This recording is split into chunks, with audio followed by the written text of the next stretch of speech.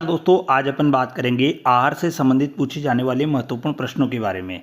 तो देखिए आज का सबसे पहला प्रश्न है अपना, पशु को दैनिक आहार्य आवश्यकता मुख्यतः निर्भर करती है केवल पशु की उम्र पर, केवल पशु के शरीर भार पर, केवल पशु के उत्पादन पर, पशु शरीर के भार व उत्पादन दोनों पर। तो देखो जो भी पशुओं को आहार दिया जाता है वो दोनों भागों पर निर्भर करता है, यानी कि शरीर भार पर भी निर्भर करता है और उत्पादन पर भी निर्भर करता है। तो इसका आंसर राइट हो जाएगा अपना डी वाला। उसके बाद दूसरे नंबर का प्रश्न देखिए, ऊन में लहरदार क्रिम्प के लिए कौन सा खनिज लवण आवश्यक है? आयरन, कॉपर, जिंक और मैग्नीज। तो ऊन में जो लहरदार होती है वो कॉपर के कारण होती है, तो इसका उत्तर राइट हो जाएगा बी वाला। तीसरे नंबर का प्रश्न देखिए, पशु द्वारा अत्यधिक घास खाने से किस खनिज लवण की कमी हो जाती है? यानी कि अगर आप पशु को अत्यधिक घास खिलाओगे तो कौन से पोषक तत्व की कमी हो जाएगी? कैल्शियम, फास्फोरस, मैग्नीशियम और सल्फर। तो आंसर राइट हो जाएगा मैग्नीशियम, जिसकी कमी से एक रोग होता है ग्रास टिटिनी, जिसे अपन लैक्टेशन टिटनी के नाम से भी जानते हैं, हाइपोमैग्नीशियमिया भी अपन उसको कहते हैं। तो इसका उत्तर राइट हो जाएगा सी वाला। इसी में अगला चौथे नंबर का प्रश्न देखिए, रफेज में नमी की मात्रा कितनी होती है? तो देखो 15 से 20%, 5 से 10, 10 से 15 और 20 से 25। रफेज यानी कि वो आपसे पूछ रहा है भूसे में, रफेज भूसा तूड़ी में पूछ रहा है कि नमी की मात्रा कितनी होगी, तो 10 से 15% ही होगी। और देखो कोई भी चारा जो सूखा हो और अगर आप उसको परिरक्षण के लिए प्रयोग कर रहे हो तो उसके अंदर आप नमी की मात्रा जो रखोगे वो 10 से 15% ही रखोगे। उसके बाद अगला प्रश्न देखिए पांचवें नंबर का, गर्भवती पशु को गर्भावस्था में अतिरिक्त राशन देना क्या कहलाता है? स्टेमिंग अप, फ्लूसिंग अप, खुराक और राशन। तो गर्भवती को जो गर्भावस्था में राशन देते हैं वो स्टेमिंग अप राशन कहलाता है। और अपन इससे पहले भी अपन ने बात करी थी कि देखो इसमें दिया जाता है कि जब 6 माह का गर्भवती होता है तब शुरू किया जाता है, तो 6 माह में 1 किलो देते हैं, 7 माह का गर्भवती होने पर 1.5 किलो देते हैं, 8 माह का गर्भवती होने पर 2 किलो देते हैं, 9 माह का गर्भवती होता है तो 2-3 किलो देते हैं। और अगर आपसे डायरेक्ट कभी ऐसा पूछा जाता है कि गर्भवती पशु को गर्भावस्था में कितना राशन देते हैं, तो गर्भवती पशु को गर्भावस्था में देते हैं 1 से 2 किलोग्राम राशन देते हैं। इसके बाद अगला प्रश्न आ जाइए छठे नंबर का, ऊन में सल्फर कितने प्रतिशत होता है? 1%, 2, 3 और 4। तो ऊन में 4% सल्फर पाया जाता है, तो इसका उत्तर राइट हो जाएगा डी वाला। सातवां प्रश्न देखिए, पशु के आहार का मुख्य भाग होता है, यानी कि भोजन का सबसे मुख्य भाग कौन सा होता है? वसा, प्रोटीन, कार्बोहाइड्रेट्स और विटामिन। तो जो आहार का सबसे मुख्य भाग होता है वो होता है कार्बोहाइड्रेट्स, तो आंसर राइट हो जाएगा सी वाला। अगला प्रश्न देखिए 8वें नंबर का, भारत में पशुओं को सर्वाधिक कौन सा सूक्ष्म पदार्थ खिलाया जाता है? मक्का का भूसा, बाजरा की कुट्टी, गेहूं का भूसा और चावल का भूसा। तो भारतीय जो पशु होते हैं उनको सबसे ज़्यादा खिलाया जाता है गेहूं का भूसा, आंसर राइट हो जाएगा सी। रफेज में क्रूड रेशा वो फाइबर यानी क्रूड फाइबर कितना होता है? तो देखो याद रखना, एक तो होता है सीएफ और एक होता है टीडीएन। तो जो क्रूड रेशा जो होता है तो ये 18% से ज़्यादा होता है रफेज के अंदर, और टीडीएन की मात्रा होती है 60 से कम। तो इसमें 18 से कम वाला हो जाएगा, यानी 18 से ज़्यादा वाला हो जाएगा, तो आंसर राइट हो जाएगा 19 के अंदर ए वाला। 10वें नंबर का प्रश्न देखिए, हे मेकिंग एक विधि है चारे के परिरक्षण की, दालों के परिरक्षण की, घासों के परिरक्षण की और चावल के परिरक्षण की। तो जो हे मेकिंग है तो ये एक चारे के परिरक्षण की विधि है। साइलेज भी एक चारे के परिरक्षण की विधि है। हे बनाया जाता है बरसीम का, रिचके का, जबकि साइलेज बनाया जाता है जैसे मक्का है, ज्वार है, बाजरे है, उनका बनाया जाता है। 11वें नंबर का प्रश्न देखिए, मूंगफली की खली पशुधन हेतु एक उत्तम स्रोत है, यानी कि अगर आप किसी जानवर को मूंगफली की खली खिला रहे हो तो वह पशुधन हेतु सबसे उत्तम स्रोत किसका है? विटामिनों का, खनिज लवणों का, प्रोटीन का और वसा का। तो वह एक प्रोटीन का सबसे अच्छा स्रोत है, तो उत्तर राइट हो जाएगा अपना सी वाला। इसी में अगला 12वां प्रश्न देखिए आप, साइलेज निर्माण विधि काई की है? चारे की को हरी अवस्था में परिरक्षण करना, दलहन फसलों का परिरक्षण, घासों का परिरक्षण और अनाज का परिरक्षण। तो अभी आया था हे साइलेज, ये दोनों चारे के परिरक्षण की विधियां हैं। तो चारे को हरी अवस्था में परिरक्षण करना। 13वें नंबर का प्रश्न देखिए, सर्वाधिक प्रोटीन किसकी खली में होती है? कपास की खली, मूंगफली की खली, सोयाबीन की खली, इनमें से कोई नहीं। तो आंसर राइट हो जाएगा सोयाबीन की खली। सोयाबीन में प्रोटीन की मात्रा होती है 40 से 42%। अगला प्रश्न देखिए, 14वें नंबर का प्रश्न है, सूखे चारे की गुणवत्ता सुधारी जा सकती है साधारण नमक उपचार से, लाल दवा के उपचार से, डायमोनियम फॉस्फेट के उपचार से और यूरिया उपचार से। तो ये यूरिया उपचार, डी आंसर राइट हो जाएगा। 15वें नंबर का प्रश्न देखिए, चारे में टीडीएन यानी कुल सुपाच्य पदार्थ होता है 18%, 18%, 16 और 60। तो देखो इसका मतलब तो है अधिक होती है, ये कम होती है, या अधिक होती है या कम होती है।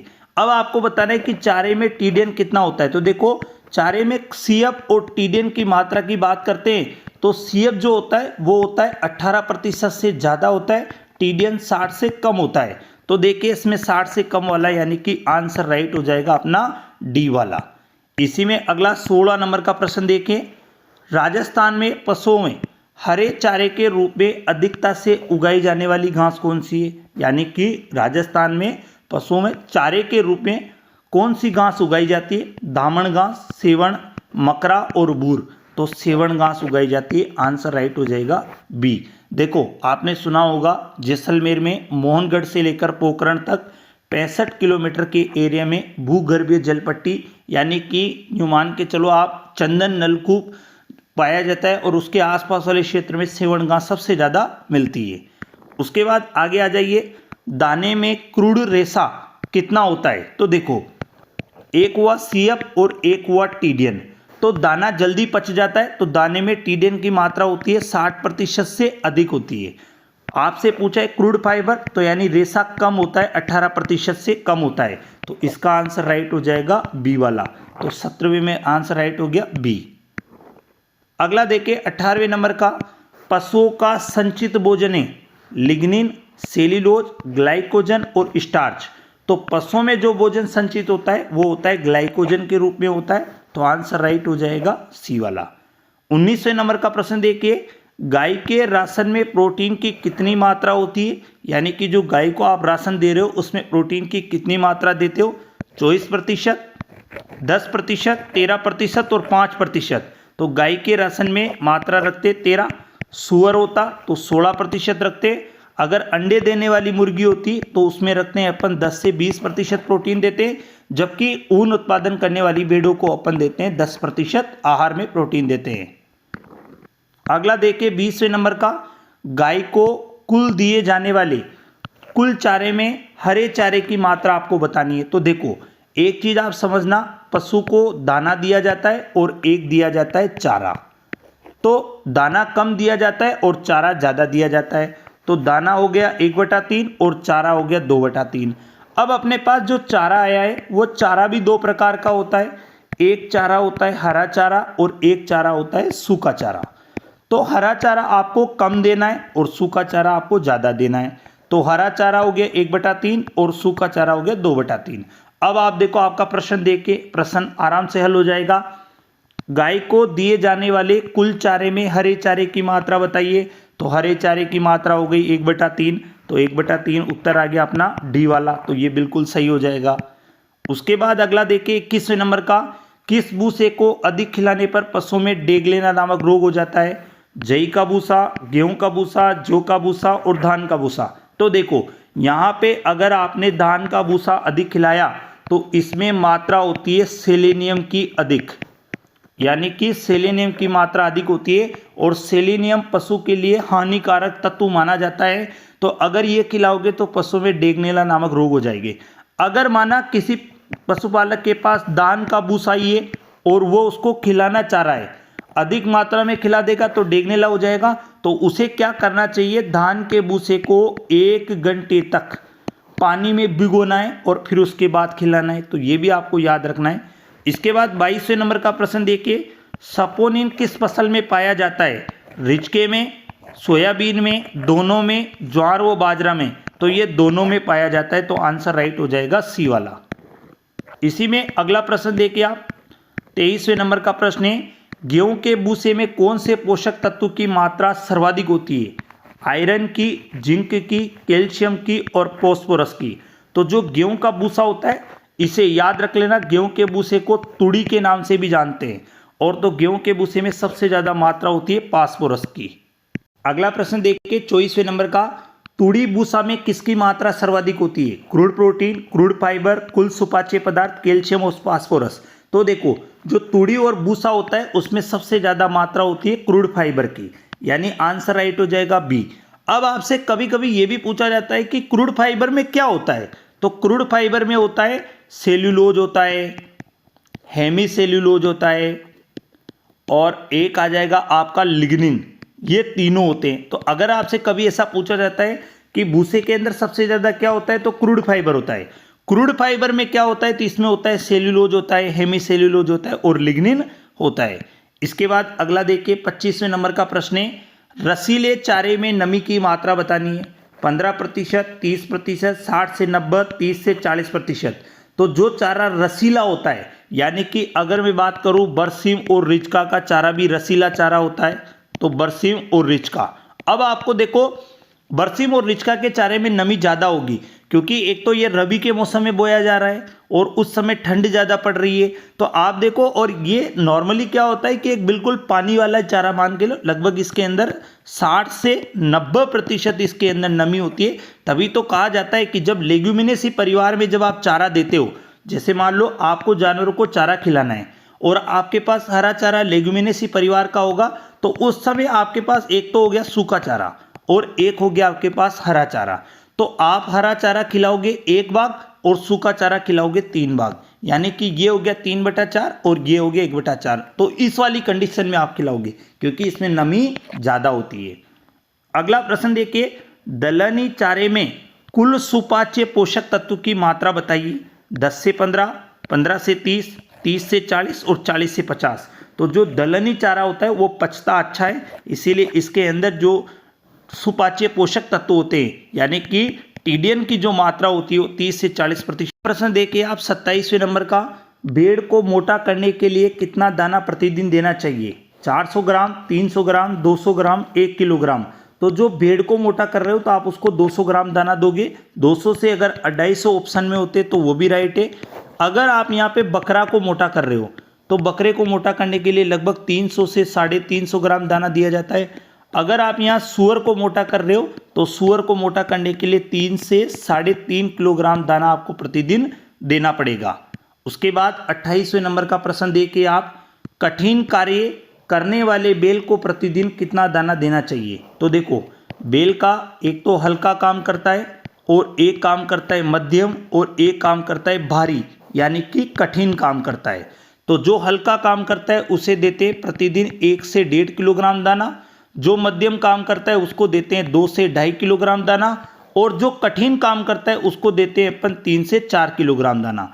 तो देखो, कठिन कार्य करने वाले बैल को तो 3 से 4 राइट हो जाएगा, लेकिन आपको कभी ऐसा देता नहीं है कि हल्का, मध्यम और भारी वाले बैल को कितना दाना देते हैं। अगर ऐसे ऑप्शन में नहीं दे और डायरेक्ट अगर आपसे पूछ रहे कि भारवाहक बैल को प्रतिदिन कितना दाना देना चाहिए, तो भारवाहक बैल को प्रतिदिन 1.5 से 2 किलोग्राम दाना देना चाहिए। इसी के साथ 29वें नंबर का प्रश्न देखिए, गोवंश को प्रतिदिन कितना नमक देना चाहिए? 100 ग्राम, 80 ग्राम, 30 से 50 ग्राम, 50 से 70 ग्राम। तो गाय भैंस को प्रतिदिन 30 से 50 ग्राम नमक देना चाहिए। और अगर आपसे पूछा जाए कि ऊंट को प्रतिदिन कितना देना चाहिए, तो ऊंट को प्रतिदिन 75 से 150 ग्राम नमक आपको डेली आहार में देना चाहिए। नमक भोजन में पाचक क्षमता का काम करता है, आयोडीन की पूर्ति करता है ताकि गोइटर नामक रोग नहीं हो।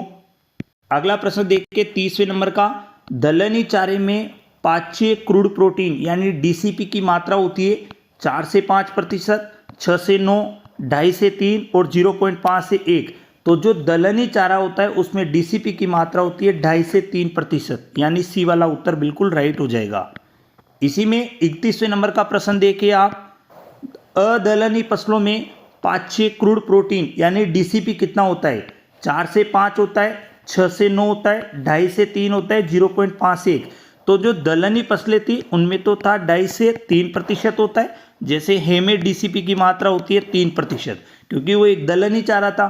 जो अदलहनी होता है उसमें होता है 0.5 से 1% इसकी मात्रा होती है।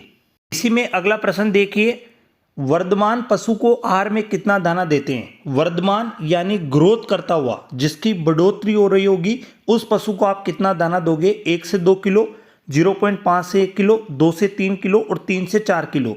तो इसका आंसर राइट हो जाएगा 2 से 3 किलो, यानी सी वाला आंसर बिल्कुल सही हो जाएगा। गर्भित पशु को आहार में कितना दाना देते हैं? 1 से 2 किलो, 0.5 से 1 किलो, 2 से 2.5 किलो और 2.5 से 3 किलो। देखो ऐसे तो क्या होता है कि जो पशु गर्भवती होता है उसे 5 से 6 माह में दाना देना शुरू करते हैं, जिसे अपन स्टेमिंग अप कहते हैं। स्टेमिंग अप कहते हैं। तो जो 6 माह का गर्भवती होता है तो उसे 1 किलो देते हैं, 7 का होता है तो उसे 1.5 किलोग्राम देते हैं, 8 माह का गर्भवती होता है तो उसे 2 किलोग्राम देते हैं, 9 माह का गर्भवती होता है तो उसे 2 से 3 किलोग्राम देते हैं, और प्रसव के 15 दिन पूर्व अपन अतिरिक्त दाना देना बंद कर देते हैं, क्योंकि उस समय जानवर को अपन काविंग बॉक्स में रखते हैं, ताकि जहाँ पे वो प्रसव की तैयारी करता है। तो अब अपन ने उसने ना तो अपन को 6 माह दिया है, न 7 माह, न 8 माह, न 9 माह। उन्होंने अपन को डायरेक्ट दिया है कि गर्भित पशु को आहार में कितना दाना देना चाहिए। तो ऐसी वाली कंडीशन में अपना फाइनल आंसर राइट हो जाएगा 1 से 2 किलो।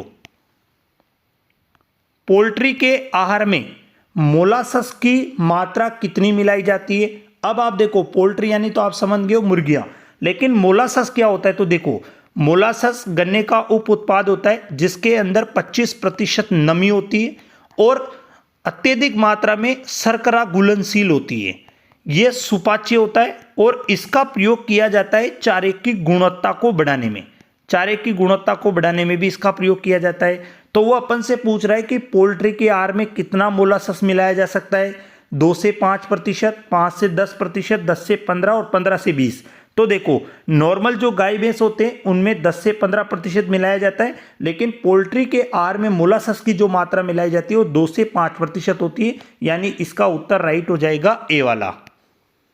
35 नंबर का प्रश्न देखिए, भारवाहक बैल को आहार में कितना दाना देना चाहिए? 3 से 4 किलो, 1.5 से 2 किलो, 2 से 2.5 किलो और 2.5 से 3 किलो। तो देखो, जैसे ही आप पूछ रहे हो भारवाहक बैल, वैसे तो क्या होता है कि 3 प्रकार के बैल होते हैं, एक हल्का काम करने वाले, एक मध्यम काम करने वाले और एक भारी काम करने वाले।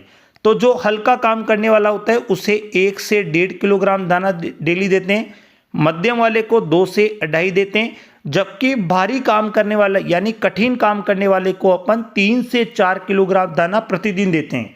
लेकिन एग्जामिनर ने अपन ऐसा पूछा नहीं, उन्होंने पूछा कि भारवाहक बैल को आहार में कितना दाना देते हैं। तो ऐसी वाली कंडीशन में अपना आंसर राइट हो जाएगा 1.5 से 2, यानी कि इसका अंतिम उत्तर राइट हो जाएगा बी वाला। अगला प्रश्न देखें 36 नंबर का, पशुओं के आहार में मोलासस की मात्रा कितनी मिलाई जाती है? तो पोल्ट्री के आहार में तो मोलासस की मात्रा मिलाई गई थी 2 से 5%, लेकिन वहाँ पे अगर अपन बात करते हैं रुमंती पशु यानी गाय है, भैंस है, भेड़ है, बकरी है, तो उनके आहार में 10 से 15% मोलासस मिलाया जाता है। 37 नंबर का प्रश्न देखिए, किस विटामिन का रासायनिक नाम साइनोकोबालामिन होता है? Vitamin B12, vitamin B6, vitamin A और विटामिन के। तो देखिए, विटामिन B12 को साइनोकोबालामिन के नाम से जाना जाता है। इसके अंदर कोबाल्ट नामक विटामिन पाया जाता है और ये रुमन में बनता है, और कोबाल्ट नामक विटामिन की मात्रा होती है 4%। तो ये वाली चीज़ भी आपको यहाँ पे याद रखनी है। 38 नंबर का प्रश्न देखिए आप, प्रजनन वाले सांड को प्रतिदिन आहार में कितना दाना देते हैं? यानी कि ब्रीडिंग पर्पज, यानी प्रजनन वाला जो सांड होगा उसको कितना दोगे? 1 से 2 किलो, 0.5 से 1 किलो, 2 से 2.5, 2.5 से 3 किलो। तो ऐसे वाले सांड को दोगे आप 1 से 2 किलो। तो इसका अंतिम उत्तर राइट हो जाएगा ए वाला। अगला प्रश्न देखिए, अमीनो एसिड जिसे सामान्य वृद्धि के लिए आवश्यक दर पर संश्लेषित किया जा सकता है उसे कहा जाता है। देखो, एमिनो एसिड यानी प्रोटीन की संरचनात्मक इकाई होती है एमिनो एसिड, और जीवद्रव्य में लगभग 20 प्रकार के एमिनो एसिड पाए जाते हैं। एमिनो एसिड 2 प्रकार के होते हैं, एक होते हैं आवश्यक अमीनो अम्ल, एक होते हैं गैर आवश्यक अमीनो अम्ल। अब वो अपन से पूछ रहा है कि एमिनो एसिड जिसे सामान्य वृद्धि के लिए आवश्यक दर पर संश्लेषित किया जा सकता है, तो जिन्हें शरीर के अंदर संश्लेषित किया जा सकता है उसे तो कहते हैं गैर आवश्यक अमीनो अम्ल, जिन्हें नहीं किया जाता उन्हें कहते हैं आवश्यक अमीनो अम्ल। अब अगर अपन बात करते हैं आवश्यक अमीनो अम्ल की, तो गाय के अंदर आवश्यक अमीनो अम्ल की संख्या होती है 0। अगर आपसे कभी पूछा जाए कि गाय में आवश्यक अमीनो अम्ल की संख्या कितनी होती है, 0 होती है। अगर दूसरा आपसे पूछा जाएगा सूअर में, तो सूअर में होती है 8, और अगला आपसे पूछा जाएगा मुर्गी में, तो मुर्गी में होती है 11। तो यहाँ पे इसका उत्तर तो राइट हो जाएगा बिल्कुल सी वाला, क्योंकि इसे संश्लेषित किया जा सकता है। 40वें नंबर का प्रश्न देखिए, एमिनो एसिड जिसे सामान्य वृद्धि के लिए आवश्यक दर पर संश्लेषित नहीं किया जा सकता, तो मैंने आपको अभी बताया जिनका संश्लेषित किया जा सकता है उसे कहते हैं गैर आवश्यक अमीनो अम्ल, जिसका नहीं किया जाता वो होते आवश्यक अमीनो अम्ल। तो इसका आंसर राइट हो जाएगा बी वाला। यूरिया किसका अच्छा स्रोत माना जाता है? प्रोटीन का, वसा का, कार्बोहाइड्रेट्स का, खनिज लवण व विटामिन का। तो यूरिया जो होता है, यूरिया एक प्रोटीन का सबसे अच्छा स्रोत माना जाता है। 42 नंबर का प्रश्न देखिए, कुल शुष्क पदार्थ के आधार पर पशु को कितना यूरिया खिलाया जाता है या कितना यूरिया उपचारित के रूप में प्रयोग कर सकते हैं? तो देखो, कभी भी ऐसा प्रश्न आ जाता है कि कुल शुष्क पदार्थ के आधार पर, तो 1% कहाँ में लोगे, लेकिन कभी आपसे पूछा जाता है कि शुष्क चारे का अगर आप उसे यूरिया से उपचारित कर रहे हो तो कितने प्रतिशत? तो देखो, उसमें 4% गोल आप काम में ले सकते हो। क्या करते हैं अपन, 4 किलो यूरिया को 40 किलो पानी में घोलते और 100 किलो भूसे को अपन उपचारित करते हैं। तो देखो, 100 किलो भूसे पर जब आप यूरिया का परसेंटेज निकालोगे तो आ जाएगा 4%। लेकिन ये आपको कब करना है, जब आपसे पूछे कि गेहूं के भूसे को या नॉर्मल भूसे को जब यूरिया से उपचारित करते हैं, मुख्यतया तो गेहूं के भूसे को ही करते हैं। तो अगर आपसे कभी पूछा जाए कि गेहूं के भूसे को यूरिया से उपचारित कर रहे हो तो कितने परसेंट गोल काम में लोगे, 4%। लेकिन आपसे पूछा जाता है कि कुल शुष्क पदार्थ के आधार पर पशु को कितना यूरिया खिलाया जा सकता है, तो उस कंडीशन में आपको आंसर देना है 1%। 43 नंबर का प्रश्न देखिए, यूरिया के लिए कौन सा कथन सत्य है? देखो, पहला, ये मिनरल से ऊर्जा उत्पादित करता है, रुमन में घुलकर अमोनिया का निर्माण करता है, उपरोक्त सभी। तो देखो, यूरिया कोई मिनरल्स नहीं है, तो ये गलत हो जाएगा। ऊर्जा उत्पादित करता है, तो ऊर्जा भी उत्पादित नहीं करता। रुमन में घुलकर अमोनिया का निर्माण करता है, तो ये बिल्कुल सही है, क्योंकि रुमन आहार के द्वारा जब अंदर जाता है पेट में तो वह अमोनिया में बदल जाता है, और उस अमोनिया गैस का प्रयोग रुमन में पाए जाने वाले सूक्ष्मजीवी करते हैं। तो इसका उत्तर राइट हो जाएगा सी वाला। अगला प्रश्न देखिए, 44 नंबर का, चारे को उठाना ग्रहण करना कहलाता है, यानी कि पशु के द्वारा चारे खाने की जो क्रिया होती है, यानी कि जिस अंग के द्वारा वो भोजन को ग्रहण करते हैं, उसे क्या कहते हैं? एनोरेक्सिया, प्रीहेंशन, ग्रेजिंग और एपेटेक्सिस। तो आंसर राइट हो जाएगा, उसे प्रीहेंसिव कहते हैं। जैसे गाय है और एक भैंस है, तो ये जीभ से भोजन को ग्रहण करती है, तो इनका प्रीहेंसिव अंग हो जाएगा जीभ। जैसे सूअर है, तो सूअर करता है तुथन से, तो ये उनका हो जाएगा तुथन। वैसे आगे सभी का आएगा, जैसे भेड़ बकरी है तो ये होठों के द्वारा करती है। ये सब चीज़ें आपको आगे। प्रश्न देखिए, यूरिया में कितने प्रतिशत नाइट्रोजन होती है? 46%, 36, 24 और 20। तो यूरिया के अंदर 46% नाइट्रोजन पाई जाती है, तो ए वाला उत्तर बिल्कुल राइट हो जाएगा। अगला प्रश्न है, जुगाली करने वाले पशुओं में आवश्यक अमीनो अम्ल की संख्या होती है 0, 11, 8 और 9। तो जुगाली करने वाले पशु, यानी कि अपने पास आया गाय, भैंस, भेड़ और बकरी, ये चारों ही पशु जुगाली करने वाले पशु कहलाते हैं। तो इनमें आवश्यक अम्लों की संख्या होती है 0। अगला देखिए, 47वें नंबर का, वर्षा जल के कारण पोषक तत्वों की हानि होना कहलाता है सीपेज, लीचिंग, ब्लीचिंग और सीचिंग। तो देखिए, वर्षा जल के कारण पोषक तत्वों की हानि होना कहलाता है लीचिंग, यानी बी वाला आंसर बिल्कुल राइट हो जाएगा। पशु को दैनिक क्रिया पूरी करने के लिए दिया जाने वाला आहार कहलाता है संतुलित आहार, जीवन निर्वाह, स्टेमिंग अप्राशन और फिनिशर आहार। तो दैनिक क्रिया के लिए, यानी कि शरीर की शारीरिक व क्रियात्मक घटनाओं को पूरा करने के लिए जो आहार चाहिए उसे क्या कहते हैं? तो जीवन निर्वाह आ जाएगा, यानी इसका उत्तर राइट हो जाएगा बी वाला। अगला देखिए 49, प्रकाश, सूर्य की रोशनी के कारण पोषक तत्वों की हानि होना क्या कहलाता है? सीपेज, लीचिंग, ब्लीचिंग और सीपेज। तो देखो इसका आंसर आएगा प्रकाश, सूर्य की रोशनी के कारण, तो इसे ब्लीचिंग कहा जाता है। भूख का पूर्णतया बंद हो जाना क्या कहलाता है? तो देखिए एनोरेक्सिया, प्रीहेंशन, ग्रेजिंग, एपिटेक्सिस। तो भूख का पूर्णतया बंद हो जाना कहलाता है एनोरेक्सिया, यानी कि ए वाला उत्तर बिल्कुल राइट हो जाएगा। अगला प्रश्न है 51 नंबर का, सुअर में आवश्यक अमीनो अम्ल की संख्या कितनी होती है? 0, 11, 8 और 9। तो सुअर में जो आवश्यक अमीनो अम्ल होते हैं उनकी संख्या होती है 8। 52 नंबर का प्रश्न देखिए, मांस उत्पादन वाले बकरे को शरीर भार का कितना प्रतिशत शुष्क पदार्थ दिया जाता है? 3 से 4, 4 से 5, 5 से 7 और 1 से 2। तो मांस उत्पादन वाले बकरे को 3 से 4% दिया जाता है। अगला प्रश्न देखिए, सामान्य बकरी को शरीर भार का कितना प्रतिशत शुष्क पदार्थ दिया जाता है, यानी ड्राई मैटर दिया जाता है? 3 से 4, 4 से 5, 5 से 7, 1 से 2। तो सामान्य जो बकरी होती है उसे शरीर भार का 3 से 4% शुष्क पदार्थ दिया जाता है। 54 नंबर का देखिए, सांड के आहार में डीसीपी की मात्रा यानी डाइजेस्टेबल क्रूड प्रोटीन जो होता है तो उसकी मात्रा कितनी होती है? 20 से 25, 15 से 20, 10 से 12 और 12 से 15। तो सांड के आहार में इसकी मात्रा होती है 10 से 12, यानी सी वाला उत्तर राइट हो जाएगा। 55 नंबर का प्रश्न देखिए, सांड के आहार में टीडीएन की मात्रा होती है 70%, 50%, 30% और 40%। तो सांड के आहार में जो टीडीएन होता है यानी कुल सुपाच्य पदार्थ जो होता है उसकी मात्रा होती है 70%, यानी कि उत्तर राइट हो जाएगा ए वाला। 56 नंबर का प्रश्न देखिए आप, फेरोविंग राशन का संबंध किस पशु से है? गाय, भैंस, सुअर, भेड़, बकरी, ऊंट व घोड़ा। तो जो फेरोविंग राशन होता है उसका संबंध होता है सुअर से, तो इसका आंसर राइट हो जाएगा बी। और एक और चीज याद रखो कि जो फेरोविंग होता है वो सुअर की प्रसव क्रिया को कहा जाता है, तो फेरोविंग राशन का संबंध भी सुअर से हो जाएगा।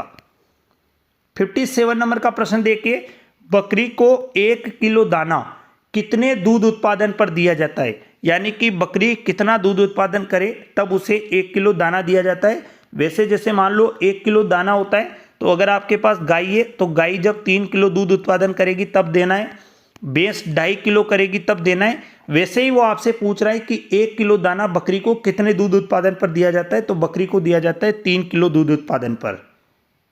58 नंबर का प्रश्न देखिए, बड़े घास के मैदानों में जानवरों को चराना क्या कहलाता है? फेरोविंग राशन, स्टोवर, पास्चर और फ्लूसिंग अप। तो देखिए बड़े घास के मैदानों में जानवरों को चराना पास्चर कहलाता है। उसके बाद 59 देखिए, वसा में घुलनशील विटामिनों की संख्या कितनी होती है? 2, 4, 3 और 1। तो वसा में घुलनशील जो विटामिन होते हैं वो 4 होते हैं, ए, डी, ई और के। ये चारों विटामिन वसा में घुलनशील होते हैं। अगला प्रश्न देखिए, कौन से पशु की लार में कोई एंजाइम नहीं पाया जाता? ऊंट, गाय, कुत्ता और सुअर। तो जो गाय होती है उसकी लार में किसी भी प्रकार का एंजाइम नहीं पाया जाता, यानी इसका उत्तर राइट हो जाएगा बी वाला। क्रूड फाइबर होता है, क्रूड फाइबर यानी सीएफ, सी का मतलब क्रूड, एफ का मतलब फाइबर। तो क्रूड फाइबर होता है सेल्यूलोज, हेमीसेल्यूलोज, लिग्निन, उपरोक्त सभी। तो देखो क्रूड फाइबर का उदाहरण ये तीनों ही हैं, तो इसका उत्तर राइट हो जाएगा डी वाला। उसके बाद अगला देखिए 62वें नंबर का प्रश्न आपके सामने आ चुका है, निम्न में से कौन सा कार्बोहाइड्रेट्स मोनोसेकेराइड प्रकार का कार्बोहाइड्रेट्स है? तो देखो 3 प्रकार के कार्बोहाइड्रेट्स होते हैं, एक होता है मोनो, एक होता है डाई और एक होता है पोली। जिसके अंदर कार्बोहाइड्रेट्स का एक अणु पाया जाता है वो मोनो कहलाता है, जिसके अंदर 2 पाए जाते हैं वो डाई कहलाता है, और जिसके अंदर 2 से 10 पाए जाते हैं वो पॉलीसेकेराइड कहलाता है। तो माल्टोज जो है ये डाइसेकेराइड का उदाहरण है, लैक्टोज जो भी है डाइसेकेराइड का उदाहरण है, सुक्रोज भी डाइसेकेराइड का उदाहरण है, जबकि फ्रक्टोज जो है वो मोनोसेकेराइड कार्बोहाइड्रेट्स का उदाहरण है। तो इसका उत्तर राइट हो जाएगा डी वाला। ग्रेप शुगर के नाम से किस कार्बोहाइड्रेट्स को जाना जाता है? ग्लूकोज को, फ्रक्टोज को, माल्टोज को और सुक्रोज को। तो जो ग्रेप शुगर होती है उसके नाम से जाना जाता है ग्लूकोज को, यानी इसका उत्तर राइट हो जाएगा ए वाला। उसके बाद आता है 64 नंबर का प्रश्न आपके सामने आ गया। टेबल शुगर के नाम से किस कार्बोहाइड्रेट्स को जाना जाता है? ग्लूकोज, फ्रक्टोज, माल्टोज और सुक्रोज। तो जो टेबल शुगर होती है उसके नाम से जाना जाता है सुक्रोज को, यानी डी वाला आंसर राइट हो जाएगा। उसके बाद 65 नंबर का प्रश्न देखिए, रबी की फसल का भूसा कौन सा है? जई का भूसा, बाजरे का भूसा, ग्वार का भूसा और मक्का का भूसा। तो देखो यहाँ पे अगर आपका गेहूं का भूसा आता तो वो भी रबी का ही भूसा था। नॉर्मल अगर आप सरसों का भूसा खिला रहे हो तो मान लो जैसे सरसों की अगर आप नॉर्मल अगर कुट्टी करके खिला रहे हो, जैसे उसके डंठल होते हैं या पत्तियों का जो भूसा है अगर वो खिला रहे हो तो वो भी रबी का फसल का भूसा आता। लेकिन यहाँ पे इन चारों में से जो रबी का भूसा आ रहा है वो जई का भूसा आ रहा है, यानी ए वाला उत्तर बिल्कुल राइट हो जाएगा। अब आप यहाँ पे एक चीज देख लो कि जानवरों को आज जितना भी भूसा खिला रहे हो, चाहे धान का खिलाओ, चाहे गेहूं का, मक्का, ज्वार, बाजरा, जिनका भी आप खिला रहे हो, उनमें सबसे ज्यादा सर्वोत्तम माना जाता है जई का भूसा, सबसे ज्यादा बेस्ट माना जाता है। उसके बाद अगला प्रश्न देखिए 66 नंबर का प्रश्न है, कौन सा विटामिन पशु को आहार में देने की आवश्यकता नहीं है? ऑप्शन में विटामिन ए, ई, डी और के। तो देखिए विटामिन डी को देने की आवश्यकता नहीं है। वैसे क्या होता है कि अगर विटामिन B1 आ जाता, B12 आ जाता तो इनको भी देने की आवश्यकता नहीं है, क्योंकि ये जानवरों के रुमन में बनते हैं। लेकिन यहाँ पे विटामिन डी सूर्य की रोशनी से मिलता है, तो ये भी पशु को आहार में देने की आवश्यकता नहीं है। तो इसका उत्तर राइट हो जाएगा सी वाला। अगला प्रश्न है 67 नंबर का, निम्न में से किसे दुग्ध शर्करा के नाम से जानते हैं? सुक्रोज, फ्रक्टोज, लेक्टोज और ग्लूकोज। तो देखो लेक्टोज को दुग्ध शर्करा के नाम से जाना जाता है। ये एक डाइसेकेराइड प्रकार का कार्बोहाइड्रेट से जो कि ग्लूकोज प्लस गैलेक्टोज से मिलकर बनता है। तो ये भी आपको याद रखना है कि लैक्टोज क्या है, तो दुग्ध शर्करा है। ये एक डाइसेकेराइड प्रकार का कार्बोहाइड्रेट से जो कि ग्लूकोज प्लस गैलेक्टोज से मिलकर बनता है। 68 नंबर का प्रश्न आप देख रहे हैं, सबसे मीठी शर्करा कौन सी है? लैक्टोज, फ्रक्टोज, ग्लूकोज और सुक्रोज। तो देखो इसको लेवलोज शर्करा के नाम से भी जाना जाता है और सबसे मीठी शर्करा भी फ्रक्टोज है और फलों में पाई जाने वाली शर्करा भी फ्रक्टोज है। उसके बाद 69 नंबर का प्रश्न देखिए आप, शुक्राणु को पोषण प्रदान करने वाली शर्करा है माल्टोज, लैक्टोज, सुक्रोज और फ्रक्टोज। तो शुक्राणु को पोषण प्रदान करने वाली शर्करा है फ्रक्टोज। तो इसका आंसर राइट हो जाएगा डी वाला। अगला प्रश्न देखिए 70वें नंबर का प्रश्न है अपना, निम्न में से किस कार्बोहाइड्रेट शर्करा को लेवलोज कहते हैं? माल्टोज को, ग्लूकोज को, फ्रक्टोज को और गैलेक्टोज को। तो फ्रक्टोज को फल शर्करा के नाम से भी जानते हैं, शुक्राणु को पोषण प्रदान करने वाली शर्करा भी है, सबसे मीठी शर्करा भी है और इसे लेवलोज के नाम से भी जानते हैं। तो इसका उत्तर राइट हो जाएगा सी वाला। 71 नंबर का प्रश्न आपके सामने आ चुका है, निम्न में से किसे फल शर्करा के नाम से जानते हैं? सुक्रोज, फ्रक्टोज, लैक्टोज और ग्लूकोज। तो फल शर्करा के नाम से जाना जाता है फ्रक्टोज को। तो इसका उत्तर राइट हो जाएगा बी वाला। 72 नंबर का प्रश्न आपके सामने, गन्ने में पाया जाने वाला कार्बोहाइड्रेट्स किस प्रकार का है? मोनोसेकेराइड, डाइसेकेराइड, पॉलीसेकेराइड या ओलिगोसेकेराइड। तो देखो गन्ने में पाया जाने वाला कार्बोहाइड्रेट्स होता है सुक्रोज, जो कि फ्रक्टोज प्लस ग्लूकोज से मिलकर बनता है। तो अब देखो ये दो प्रकार के कार्बोहाइड्रेट्स हैं, तो यानी कि ये डाइसेकेराइड का प्रकार हो जाएगा। उसके बाद अगला, निम्न में से किसे अंकुरित शर्करा कहते हैं? माल्टा शर्करा के नाम से, अंकुरित शर्करा के नाम से जानते हैं। तो माल्टोज, लैक्टोज, सुक्रोज और फ्रक्टोज। तो इसमें से माल्टोज को जाना जाता है अंकुरित शर्करा के नाम से, जो ग्लूकोज प्लस ग्लूकोज से मिलकर बनता है। ये एक डाइसेकेराइड प्रकार का कार्बोहाइड्रेट है। अगला प्रश्न देखिए, पादपों में भोजन किस रूप में संचित होता है? सेल्यूलोज, हेमीसेल्यूलोज, स्टार्च और ग्लाइकोजन। तो पादपों में जो भोजन संचित होता है वो स्टार्च के रूप में होता है। उसके बाद 75 नंबर का देखिए, किस कार्बोहाइड्रेट्स को पशु स्टार्च के नाम से जाना जाता है? तो देखिए सेल्यूलोज, हेमीसेल्यूलोज, स्टार्च और ग्लाइकोजन। तो देखो पादपों के अंदर भोजन संचित होता है स्टार्च के रूप में, लेकिन जंतुओं के अंदर भोजन होता है ग्लाइकोजन के रूप में संचित होता है, इसीलिए ग्लाइकोजन को पशु स्टार्च के नाम से जानते हैं। तो इसका आंसर राइट हो जाएगा डी वाला। अगला प्रश्न देखिए 76, लैक्टोज शर्करा का निर्माण किससे हुआ? ग्लूकोज प्लस सुक्रोज से, ग्लूकोज प्लस गैलेक्टोज से, ग्लूकोज प्लस फ्रक्टोज से, ग्लूकोज प्लस ग्लूकोज से।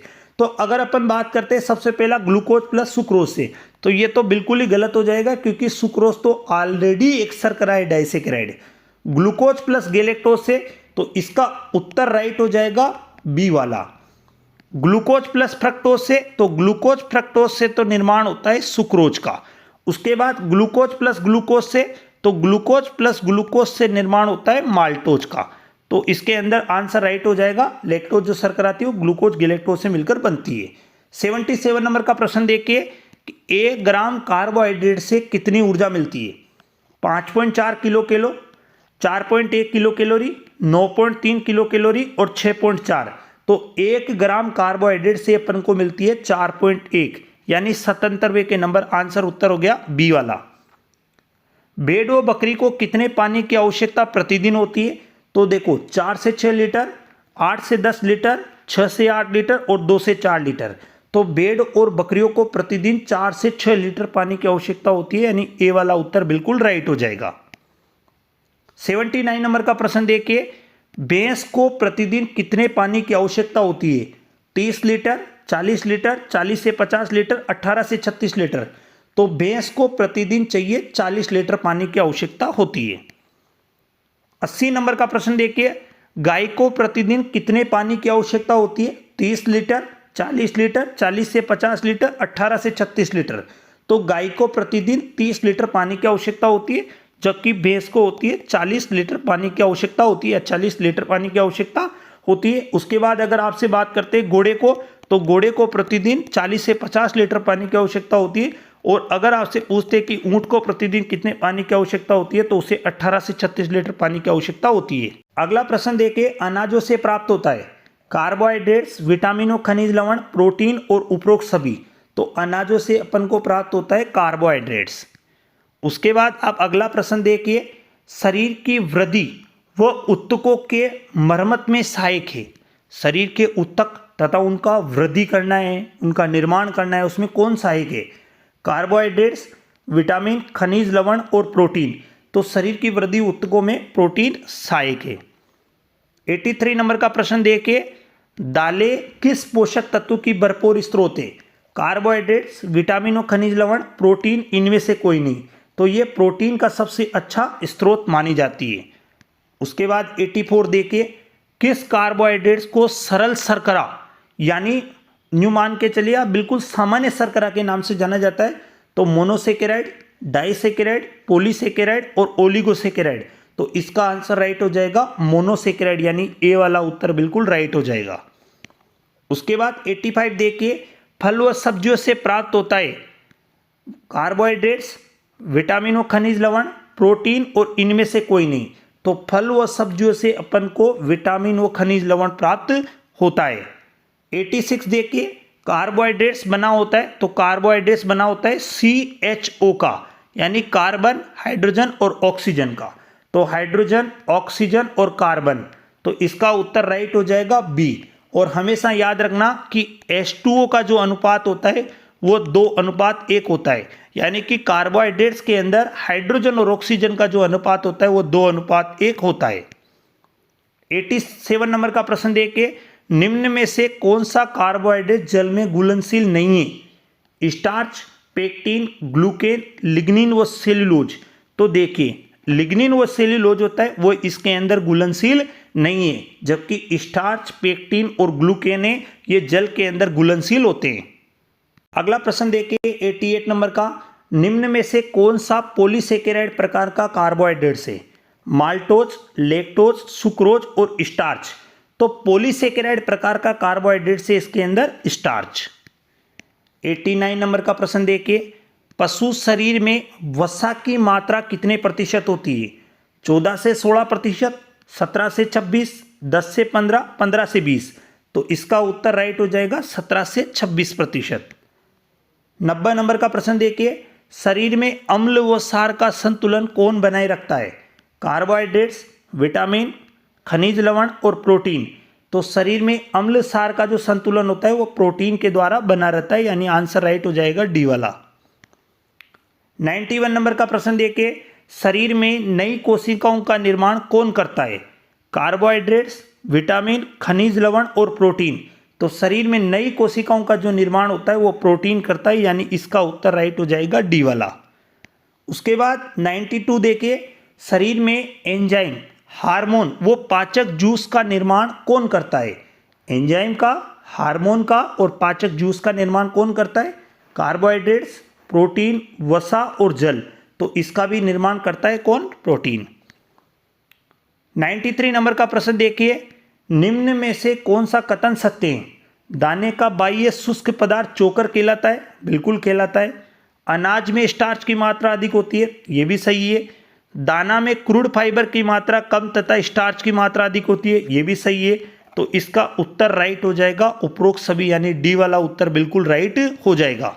अगला प्रश्न देखिए, ऊंट को प्रतिदिन कितने पानी की आवश्यकता होती है? 18 से 36, 30 से 40, 40 से 60 और 135 लीटर। तो अगर आपसे प्रतिदिन के हिसाब से पूछ रहा है तो प्रतिदिन के हिसाब से 18 से 36, यानी ए वाला उत्तर बिल्कुल राइट हो जाएगा। अगला देखिए, 95 नंबर का प्रश्न आ चुका है, ऊंट एक बार में कितना पानी पी सकता है? 18 से 36, 30 से 40, 100 से 120, 135 लीटर। तो इसका उत्तर राइट हो जाएगा, लगभग वो 130 से 135 लीटर पानी प्रतिदिन पी सकता है। यूरिया विषाक्तता के उपचार में पशु को क्या पिलाना चाहिए? तो सिरका, मिनरल मिक्सर, साल्ट और सीरा। तो देखो, इसको पिलाना चाहिए सिरका। सिरका पिलाने से क्या होगा? सिरका पिलाने से शरीर में एसिटिक अम्ल का निर्माण होगा। कितना पिलाओगे? 1 गैलन पिलाओगे। 1 गैलन का मतलब कितना होता है? 3.78 लीटर के आसपास होता है। तो ये चीज़ आपको याद रखनी है, जब जानवर यूरिया ज़्यादा खा जाता है तो यूरिया विषाक्तता हो जाती है, और यूरिया विषाक्तता में नॉर्मली अपन उसको सिरका पिलाते हैं। सिरके के अंदर एसिटिक अम्ल पाया जाता है, और सिरका कितना पिलाया जाता है? 1 गैलन, और 1 गैलन में होता है 3.78 लीटर। यूरिया उपचारित चारा खिलाने से पशु के पीएच पर क्या प्रभाव होगा? तो देखो, यूरिया खिलाने से पशु का पीएच कम हो जाता है, अधिक हो जाएगा, कोई प्रभाव नहीं होगा, उदासीन रहेगा। तो आप सबसे पहले समझिए, यूरिया की प्रकृति होती है अम्लीय। जब आप अम्लीय चारा आप उसको खिला रहे हो, यानी यूरिया खिला रहे हो जिससे चारा अम्लीय होगा, तो अम्लीयता बढ़ेगी तो पीएच मान हमेशा डाउन होगा, यानी पीएच मान हो जाएगा कम। पशु शरीर में प्रोटीन की कितने प्रतिशत मात्रा पाई जाती है? 10 से 15, 17 से 22, 5 से 10, 1 से 5। तो आंसर राइट हो जाएगा 17 से 22, यानी बी वाला उत्तर बिल्कुल सही हो जाएगा। 99 नंबर का प्रश्न देखिए, मायोसिन नामक प्रोटीन किसमें पाई जाती है? रेशम में, मांस में, त्वचा में और गुणसूत्र में। तो मांस के अंदर पाई जाती है मायोसिन प्रोटीन। पोल्ट्री में आवश्यक अम्ल की संख्या कितनी होती है? तो देखिए, गाय भैंसों के अंदर तो थी 0, जबकि सुअर में थी 8 और मुर्गी के अंदर थी 11। तो इसका आंसर राइट हो जाएगा 11, यानी बी वाला उत्तर सही हो जाएगा। अगला प्रश्न देखिए, यूरिया उपचारित भूसे में डीसीपी व टीडीएन की मात्रा क्या होगी? देखो, यूरिया उपचारित भूसे में डीसीपी और टीडीएन की मात्रा कितने प्रतिशत होती है? तो देखो, सामान्य जो भूसा होता है उसमें डीसीपी होता है 0, जबकि टीडीएन की मात्रा होती है उसके अंदर 30 से 40, यानी ये वाला होता उस समय। लेकिन वो आपसे कह रहा है कि यूरिया उपचारित भूसे में डीसीपी और टीडीएन की मात्रा बताइए। तो डीसीपी की मात्रा तो हो जाती है उसके अंदर 3 से 4, और टीडीएन की मात्रा हो जाती है उसके अंदर 48 से 50। लेकिन देखो, ऑप्शन यही है, लेकिन अगर ऑप्शन में डीसीपी 4 से 5% आता तो ये भी राइट हो जाता। तो लेकिन इस वाली कंडीशन में जो अपन ने एग्जाम में दे रखा है कि डीसीपी 3 से 4 और टीडीएन 48 से 50, तो इस वाली कंडीशन में ये वाला राइट। नहीं तो इसका जो सही उत्तर होता है वो डीसीपी होगी 4 से 5 होगा, जबकि टीडीएन तो 48 से 50 ही होगा। उसके बाद अगला प्रश्न देखिए, 102 नंबर का, सांड को आहार में 100 किलो शरीर भार पर कितना शुष्क पदार्थ दिया जाता है? 2 से 2.5, 2.5 से 3, 3 से 3.5 और 1 से 1.5। तो सांड को भी लगभग 2 से 2.5 किलोग्राम शुष्क पदार्थ दिया जाता है। उसके बाद गाय में मूत्र के द्वारा शरीर से निकलने वाले पानी की मात्रा कितनी होगी? यानी कि गाय जो प्रतिदिन के हिसाब से एक दिन में कितनी पानी की मात्रा मूत्र के द्वारा बाहर निकालती है? 3 लीटर, 10 लीटर, 7 लीटर और 5 लीटर। तो आंसर राइट हो जाएगा 7 लीटर, यानी सी वाला उत्तर राइट हो जाएगा। मुख्यतया मूत्र से निकलने वाले खनिज लवण कौन से? Sodium, potassium, calcium, phosphorus, magnesium, zinc, chlorine और लोहा। तो मूत्र के द्वारा जो निकलने वाले वो हैं सोडियम और पोटेशियम। उसके बाद 105 नंबर का, मुख्यतः गोबर से निकलने वाले खनिज लवण कौन से हैं? ऑप्शन में अपने पास sodium potassium, calcium phosphorus, magnesium और जिंक, क्लोरीन और लोहा। तो इसका उत्तर राइट हो जाएगा अपना कैल्शियम व फॉस्फोरस, यानी कि बी वाला उत्तर राइट हो जाएगा। अगला प्रश्न देखिए, भूसे में किसकी मात्रा अधिक होती है? जो भूसा होता है उसके अंदर किसकी मात्रा अधिक होती है? सेल्यूलोज, हेमीसेल्यूलोज और स्टार्च, ए व बी दोनों। तो देखो भूसे में सेल्यूलोज भी ज़्यादा होता है और हेमीसेल्यूलोज भी होता है, यानी कि इसका उत्तर राइट हो जाएगा ए व बी वाला, डी वाला उत्तर बिल्कुल सही हो जाएगा। अगला प्रश्न देखिए 107 नंबर का, पशु आहार में अफ्लाटॉक्सिन कितने प्रकार के होते हैं? 2, 4, 8 और 10। तो 4 प्रकार के होते हैं। कौन कौन से? B1 होता है, एक होता है B2, एक होता है G1 और एक होता है G2। लेकिन आपसे कभी पूछा जाए कि दूध में पाए जाने वाले अफ्लाटॉक्सिन कितने प्रकार के होते हैं, तो एक प्रकार का होता है M1। अफ्लाटॉक्सिन क्या है? अफ्लाटॉक्सिन फफूंद है और ये भंडारण के दौरान बनने वाला एक हानिकारक तत्व भी कहा जाता है। 108 नंबर का देखिए, फफूंद द्वारा भंडारण के दौरान आहार में पैदा होने वाला विषैला तत्व कौन सा है? साइनोजिनस, गोसिपोल, अफ्लाटॉक्सिन और सोया प्रोटीन। तो इसका आंसर राइट हो जाएगा अफ्लाटॉक्सिन। निम्न में से कौन सा अफ्लाटॉक्सिन सर्वाधिक हानिकारक है? तो आपने आहार में भी 4 प्रकार के पढ़े, B1 पढ़ा, B2 पढ़ा, G1 पढ़ा, G2 पढ़ा, M1 अगर दूध में पढ़ा। तो वह आपसे पूछ रहा है कि कौन सा अफ्लाटॉक्सिन सर्वाधिक हानिकारक है, तो B1 वाला सबसे ज्यादा हानिकारक है। 110 नंबर का देखिए, पशु को अधिक मात्रा में रिजका खिलाने का दुष्प्रभाव है। यानी कि पशु को अधिक मात्रा में आपने रिजका खिला दिया तो दस्त हो जाएंगे, कब्ज हो जाएगा, फीवर हो जाएगा, आफरा हो जाएगा। तो आफरा आ जाएगा, और आफरा कौन सा वाला आएगा? तो झागदार। अगर आपसे पूछ ले कि पशु को अधिक भूखे पेट रिजका खिलाने से क्या होगा, तो आफरा आ जाएगा, और आफरा कौन सा होगा? झागदार होगा।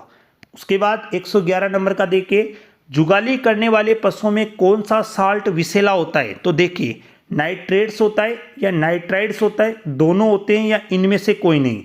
तो देखो, जुगाली करने वाले पशुओं के अंदर जो नाइट्रेट्स जो साल्ट होता है वो सबसे ज़्यादा विषैला होता है। तो ए वाला आंसर राइट हो जाएगा। 112वें नंबर का प्रश्न देखिए, यूरिया उपचारित भूसे को कितने समय तक ढककर रखा जाता है? 1 सप्ताह, 3 सप्ताह, 2 सप्ताह, 4 सप्ताह।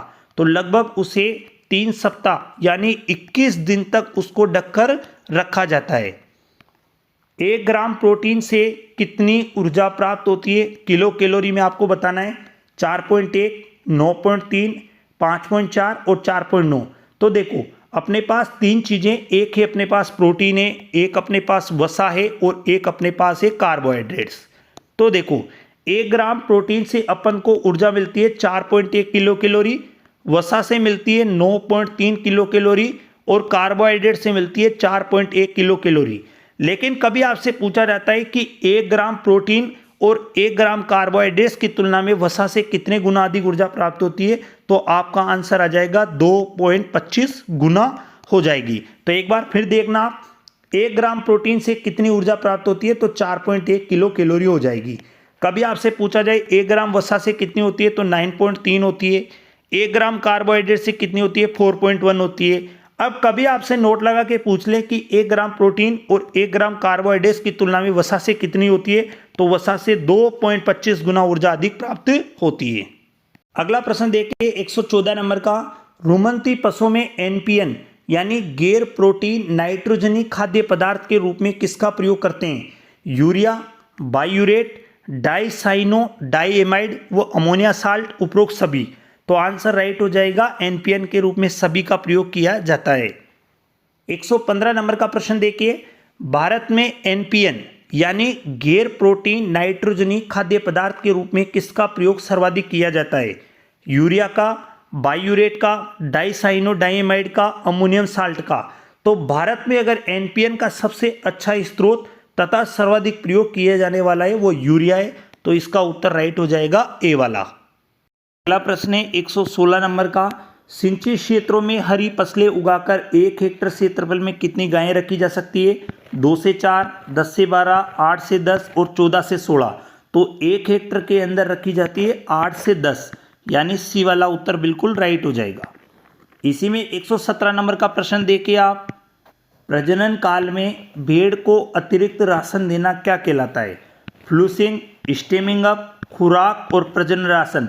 तो प्रजनन काल में भेड़ को अतिरिक्त राशन देना कहलाता है फ्लूसिंग अप, यानी कि इसका उत्तर राइट हो जाएगा ए वाला।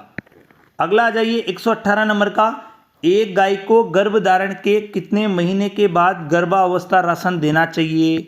यानी कि अगर आपके पास कोई भी गाय है तो उसको गर्भावस्था में कितना राशन आपको देना है, किस उम्र से आपको शुरू करना है, तो वो याद होना चाहिए। तो लगभग जब मादा पशु 5 से 6 माह की गर्भवती होती है तो आप दाना देना शुरू करोगे।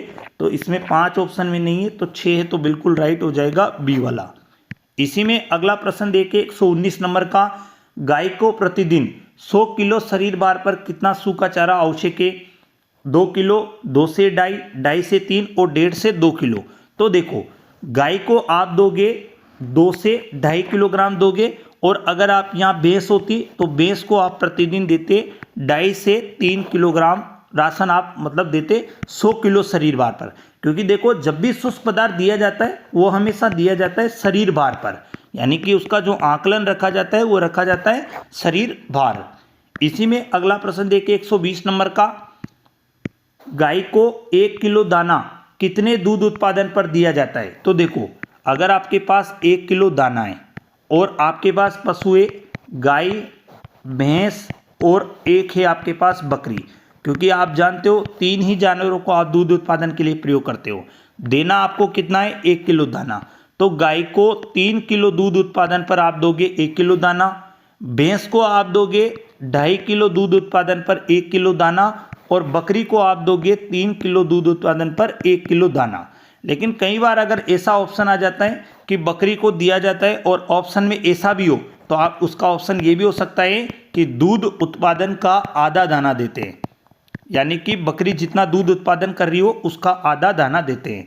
ये तो बात हुई नॉर्मल दूध उत्पादन की। लेकिन कभी आपसे पूछा जा सकता है कि जानवर माना 10 लीटर से ज़्यादा दूध दे रहा है, मान लो आपका जानवर 10 किलो से ज़्यादा दूध दे रहा है, यानी 10 लीटर से ज़्यादा दूध दिया, एक आपके पास गाय है और एक आपके पास भैंस है, क्योंकि बकरी तो 10 लीटर से ज़्यादा दूध देगी नहीं। तो आप देखो कि जब जानवर 10 लीटर से ज़्यादा दूध देगी तो गाय को आप 1 किलो दाना दोगे तो वो दोगे आप 2.5 लीटर पर दोगे, और भैंस को आप दोगे 2 लीटर पर, क्योंकि आपको आधा आधा कर देना है। अब यहाँ पे प्रश्न पढ़िए कि गाय को 1 किलो दाना कितने दूध उत्पादन पर दिया जाता है? तो गाय को 1 किलो दाना दिया जाता है 3 किलो दूध उत्पादन पर। तो आंसर राइट हो जाएगा सी वाला। भैंस को प्रतिदिन 100 किलो शरीर भार पर कितना सूखा चारा दिया जाता है? सूखा चारा हमेशा शरीर भार के आधार पर दिया जाता है। सबसे पहली बात तो ये याद रखना, भारत में सबसे ज़्यादा खिलाया जाने वाला शुष्क पदार्थ कौन सा है? तो गेहूं का भूसा है। गेहूं के भूसे में सबसे ज़्यादा मात्रा किसकी होती है? फास्फोरस की होती है। डीसीपी कितना होता है? तो 0% होता है। टीडीएन कितना होता है गेहूं के भूसे में? तो ये होता है लगभग 30 से 40% होता है। अब देखो, गेहूं का जो नॉर्मली आप चारा खिला रहे हो सूखा चारा, तो वो आपसे पूछ रहा है कि 100 किलो शारीरिक भार पर कितना सूखा चारा खिलाओगे? तो भैंस को खिलाएंगे अपन 2.5 से 3 किलो, यानी आंसर राइट हो जाएगा सी वाला। अगला प्रश्न देखिए 122 नंबर का, भैंस के संतुलित आहार में होता है 2/3 भाग रपेज, 1/3 भाग माटा। देखो क्या होता है कि पशु को एक तो दिया जाता है दाना और एक दिया जाता है चारा। चारा ज़्यादा दिया जाता है और दाना कम दिया जाता है। तो 1 भाग दाना दिया, 2 भाग दिया चारा। तो दाना को लिखा 1/3 और इसको लिखा 2/3। अब वो आपसे पूछ रहा है कि भैंस के संतुलित आहार में होता है, तो दाना होता है 1/3। तो दाना ढूंढो, कहाँ आ रहा है दाना 1/3? तो दाना देखो यहाँ पे भी 1/2 आ रहा है, यहाँ 3/4 आ रहा है, यहाँ ये आ रहा है, यहाँ ये आ रहा है, तो ये वाला आ गया। तो यानी ये राइट हो जाएगा। 2/3 चारा ढूंढो, तो इसमें 2/3 चारा आ गया। चारा को ही रपेज कहा जाता है, यानी कि इसका आंसर राइट हो जाएगा ए नंबर वाला। अगला प्रश्न देखिए 123 नंबर का, चारे को परिरक्षण करने का सबसे सर्वोत्तम तरीका कौन सा है? हे बनाकर, कुट्टी करके, साइलेज बनाकर, हाइलेज बनाकर। देखो, हे और साइलेज चारे को परिरक्षण करने की एक सबसे प्रमुख और महत्वपूर्ण विधि है, लेकिन अगर दोनों में बात करते तो दोनों में सबसे सर्वोत्तम है साइलेज वाला। तो इसका आंसर राइट हो जाएगा सी वाला। 124वें नंबर का प्रश्न देखिए आप, जिस स्थान पर साइलेज बनाया जाता है उसे क्या कहते हैं? साइलो, साइलोइंग, सोइलिंग और हाइलेज। देखो, जिस स्थान पर साइलेज बनाया जाता है उसे कहते हैं साइलो। बनाने की जो क्रिया होती है उसे कहते हैं साइलोइंग। सोइलिंग किसे कहा जाता है? तो देखो, सोइलिंग का अर्थ होता है किसी भी फसल को बिना पके काटकर पशुओं को खिलाना। बिना पके काटकर पशुओं को खिलाना क्या कहलाता है? सोइलिंग कहलाता है। हाइलेज कहलाता है यानी कि देखो, हे और साइलेज के बीच की नमी वाला चारा जो भी होता है उसको हाइलेज कहते हैं, क्योंकि हाइलेज में जो नमी होती है वो लगभग होती है 40 से 50% होती है, जबकि हे में जो नमी तो होती है वो 10 से 15% होती है, और साइलेज में जो नमी होती है वो होती है लगभग 60 से 70%। तो ये चारों याद रखने हैं आपको। जिस स्थान पर साइलेज बनाया जाता है उसे साइलो कहते हैं। 125 नंबर का प्रश्न देखिए, साइलेज बनाने की क्रिया क्या कहलाती है? तो अभी अपन ने पढ़ा, साइलेज बनाने की जो क्रिया होती है वो साइलोइंग कहलाती है। 126 देखिए, हरे चारे की फसल को बिना पके काटकर खिलाने की विधि को क्या कहते हैं? तो अभी मैंने आपको बताया था सोइलिंग कहा जाता है, यानी कोई सी भी फसल हो उसे बिना पके काटकर खिलाना जानवरों को सोइलिंग कहलाता है। अगला देखिए, 127 नंबर का प्रश्न देखिए, किसी भी फसल का जमीन से ऊपर हवा में स्थित भाग कहलाता है। यानी कि कोई सी भी फसल हो जिसका जमीन से ऊपर हवा में स्थित जो भाग होता है तो उसको दाना, चारा, हे और साइलेज, तो उसको कहते हैं अपन चारा। यानी इसका उत्तर राइट हो जाएगा बी वाला। इसी में 128 नंबर का प्रश्न देखिए, किस पशु में चारा खाने की आदत ब्राउजिंग कहलाती है? भेड़ में, ऊंट में, बकरी में और गाय भैंस में। तो देखो, ये चीज़ आप देख लेना, ये बार बार प्रश्न पूछा जाता है कि जैसे मान लो ये एक जमीन वाला स्तर है और ये यहाँ पे आप ऐसे नॉर्मली आप ऐसे समझ सकते हो, यहाँ पे आपके पास पशु है बकरी। अगर बकरी ने जमीन से चारा खाया तो उसको तो अपन बोलेंगे निबिंग। अगर बकरी ने जमीन से चारा खाया तो निबिंग बोलेंगे। अगर बकरी ने आगे वाले पैरों को पेड़ पर रखा और पेड़ से फूल और पत्तियों को खाया तो इस वाली क्रिया को आप बोलोगे ब्राउजिंग। इस वाली क्रिया को क्या बोलेंगे? ब्राउजिंग बोलेंगे। देखो, एक कंडीशन ये कि बकरी ने डायरेक्ट ही यहाँ से यहाँ तक फूल और पत्तियों को खाया, यानी जमीन से पेड़ की फूल और पत्तियों को चूट चूट कर खाया, तो उस क्रिया को बोलते हैं अपन चुठाई या ब्रूसिंग बोलते हैं। तो देखो, यहाँ पे आपने तीन चीजें पढ़ी। बकरी ने जमीन से चारा खाया तो निबिंग पढ़ा, बकरी ने आगे वाले पैरों को पेड़ पे रखा, पेड़ से फूल और पत्तियों को खाया तो ब्राउजिंग कहलाया, बकरी के द्वारा पेड़ से चूट चूट कर खाने की क्रिया कहलाती है चुटाई। तो अब वो आपसे पूछ रहा है ब्राउजिंग की जो कहलाती है, तो ब्राउजिंग का बकरी से हो जाएगा सी वाला, क्योंकि आपको थोड़ा सा आराम से पेपर करना है। इसमें ऐसा कोई भी ऐसे प्रश्न नहीं है जो आपने नहीं पढ़े, सारे प्रश्न पढ़े हुए हैं। अगला प्रश्न देखिए, 129 नंबर का प्रश्न है आपके सामने, निम्न में से किस कमी से, यानी कि किसकी कमी से पशुओं में प्रजनन संबंधित रोग हो जाते हैं? तो कैल्शियम, मैग्नीशियम, टोकोफिरोल और राइबोफ्लेविन। तो देखो, टोकोफिरोल के कारण, क्योंकि टोकोफिरोल विटामिन ई का रासायनिक नाम है और इसे बांझपन विटामिन या प्रजनन संबंधित विटामिन के नाम से भी जाना जाता है। इसी में आप अगला प्रश्न देखिए, 130 नंबर का, साइलेज बनाने वाली फसलों में किसकी मात्रा सर्वाधिक होती है? तो देखो, सबसे पहला ऑप्शन है अपने पास कि जल की मात्रा सबसे ज़्यादा होती है। इसी में आप आगे देखिए, जल के बाद अगला वसा की मात्रा ज़्यादा होती है, कार्बोहाइड्रेट्स की ज़्यादा होती है या प्रोटीन की ज़्यादा होती है। तो देखो, साइलेज बनाया जाता है मक्का का, ज्वार का और बाजरे का। अब आप देख रहे होंगे कि मक्का, ज्वार, बाजरा जो है ये अनाज वर्गीय परिवार का है, और अनाज वर्गीय जो परिवार होता है वो कार्बोहाइड्रेट्स का सबसे अच्छा स्रोत होता है, तो उत्तर राइट हो जाएगा सी वाला। इसी में अगला देखिए, 131वें नंबर का प्रश्न आपके सामने, वर्ष भर हरा चारा देने वाली फसल कौन सी है? रिचका, ज्वार, बाजरा और मक्का। तो देखो, वर्ष भर हरा चारा देने वाली जो फसल है वो रिचका हो जाएगी, यानी 131 में राइट हो जाएगा ए वाला। अगला देखिए, 132वें नंबर का प्रश्न देखिए, हे बनाने वाली फसलों में किसकी मात्रा ज़्यादा होगी? जल की, वसा की, कार्बोहाइड्रेट्स की और प्रोटीन की। तो देखो, हे बनाया जाता है किसका? एक तो बनाया जाता है बरसीम का और एक बनाया जाता है ये रिचका का। अब आप देख रहे होंगे कि बरसीम और रिचका जो होते हैं ये लेग्यूमिनेसी परिवार है, और लेग्यूमिनेसी जो परिवार होता है वो प्रोटीन का सबसे अच्छा स्रोत माना जाता है। तो आंसर राइट हो जाएगा इसका प्रोटीन, हे बनाने वाली फसलों में प्रोटीन की मात्रा होती है 7 से 10%, जबकि कैल्शियम की मात्रा जो होती है वो होती है 0.5%। 133वें नंबर का प्रश्न आपके सामने आ चुका है। दूध देने वाली गाय को किस खनिज तत्व की अधिक आवश्यकता होती है? तो देखो, दूध में सबसे ज़्यादा मात्रा में पाया जाता है कैल्शियम और फास्फोरस। तो जानवरों को आहार में भी कैल्शियम फास्फोरस की सबसे आवश्यकता होगी, तो इसका आंसर भी राइट हो जाएगा, कैल्शियम यानी डी वाला राइट हो जाएगा। उसके बाद आगे देखिए, 134 नंबर का प्रश्न है आपके सामने। कैल्शियम बोन मील अच्छा स्रोत है कैल्शियम फास्फोरस का, मैग्नीशियम का, आयरन व जिंक का और पोटास का। तो बोन मील सबसे ज़्यादा होता है कैल्शियम और फास्फोरस का, क्योंकि शरीर का लगभग 99% जो कैल्शियम होता है वो दांत के अंदर और हड्डी के अंदर पाया जाता है, क्योंकि शरीर में कैल्शियम का अनुपात होता है 2:1 में, यानी कैल्शियम और फास्फोरस का अनुपात होता है 2:1। तो इसके अंदर राइट हो जाएगा कैल्शियम और फास्फोरस। अगला प्रश्न है 135 नंबर का। फलीदार है किस पोषक तत्व का प्रचुर स्रोत है? कैल्शियम, मैग्नीशियम, आयरन और पोटास। तो जो फलीदार है होता है वो कैल्शियम का सबसे अच्छा स्रोत माना जाता है, तो ए राइट हो जाएगा। उसके बाद 136 देखिए, किसकी खली में अफ्लाटोक्सिन नामक हानिकारक पदार्थ पाया जाता है? तो देखिए, ऑप्शन है सोयाबीन की खली, मूंगफली की खली, ज्वार की खली और कपास की खली। तो अफ्लाटोक्सिन नामक जो हानिकारक तत्व होता है वो मूंगफली की खली में पाया जाता है, और ये अफ्लाटोक्सिन है वो एक फफूंद का प्रकार है, ये भी आपको याद रखना है। उसके बाद 137 नंबर का प्रश्न है आपके सामने। गोसीपोल नामक हानिकारक पदार्थ पाया जाता है सोयाबीन की खली में, मूंगफली की खली में, ज्वार की खली में और कपास की खली में। तो कपास की खली में, और भारत में पशुओं को सर्वाधिक खिलाई जाने वाली जो खली है वो भी कपास की खली है।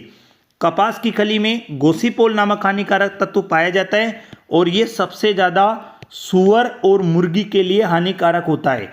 इसीलिए हमेशा गोसीपोल नामक हानिकारक तत्व को खत्म करने के लिए कपास के बिनोले को पहले बॉयल किया जाता है, यानी गर्म किया जाता है, उबाला जाता है पानी में, उसके कारण गोसीपोल खत्म हो जाता है, फिर जानवरों को खिलाया जाता है। अगला प्रश्न है, हे में नमी की मात्रा कितनी होती है? 10 से 15%, 85 से 90, 30 से 40 और 60 से 70। तो देखिए, नॉर्मल क्या होता है कि जैसे हे होता है तो हे इसमें एक तो नमी होती है और एक होता है शुष्क पदार्थ। तो नमी की अगर बात करते हैं तो नमी होती है 10 से 15%, और शुष्क पदार्थ होता है इसके अंदर 85 से 90%। अब अपन से पूछिए नमी की मात्रा, तो नमी होती है 10 से 15, यानी ए वाला उत्तर राइट हो जाएगा। 139 नंबर का प्रश्न देखिए, साइलेज में नमी की मात्रा कितनी होती है? तो देखिए, साइलेज में एक तो नमी होती है और एक होता है शुष्क पदार्थ। तो साइलेज में नमी होती है 60 से 70% होती है, और शुष्क पदार्थ होता है 30 से 40% होता है। तो वह आपसे पूछ रहा है साइलेज में नमी की मात्रा बताइए, तो साइलेज में नमी की मात्रा होती है 60 से 70% होती है। अगला प्रश्न देखिए, हे बनाने वाली फसलों हेतु सबसे उपयुक्त फसल कौन सी है? यानी हे जिसका बनाने हुआ उनमें सबसे उपयुक्त फसल कौन सी है? जई है, मक्का है, ज्वार है और बाजरा है। तो देखो, जई एकमात्र ऐसी फसल है जिसका हे भी बनाया जाता है और साइलेज भी बनाया जाता है, ये भी याद रखना है आपको। उसके बाद मक्का का सबसे अच्छा, नॉर्मल देखो, मक्का का सबसे अच्छा साइलेज बनाया जाता है, ये भी आपको याद रखना है। उसके बाद अगर मक्का ऑप्शन में नहीं हो तो ज्वार का भी अच्छा साइलेज बनाया जाता है, और आपसे पूछा गया कि हे बनाने तो सबसे उपयुक्त फसल कौन सी होगी, तो हे बनाने के लिए होगी बरसीम, यानी राइट हो जाएगा डी वाला ऑप्शन। अगला, साइलेज बनाने हेतु सबसे उपयुक्त फसल कौन सी है? तो अभी मैंने आपको बताया मक्का सबसे उपयुक्त हो जाएगी। अगला प्रश्न देखिए, 142 नंबर का प्रश्न है आपके सामने। हे बनाने की विधियां कौन सी है? पूड़ा विधि, फार्म-गेरा विधि, ट्राइपोड या पिरामिड विधि, उपरोक्त सभी। तो सभी विधियों के द्वारा हे बनाया जाता है। अगला प्रश्न है 143 नंबर का प्रश्न है आपके सामने।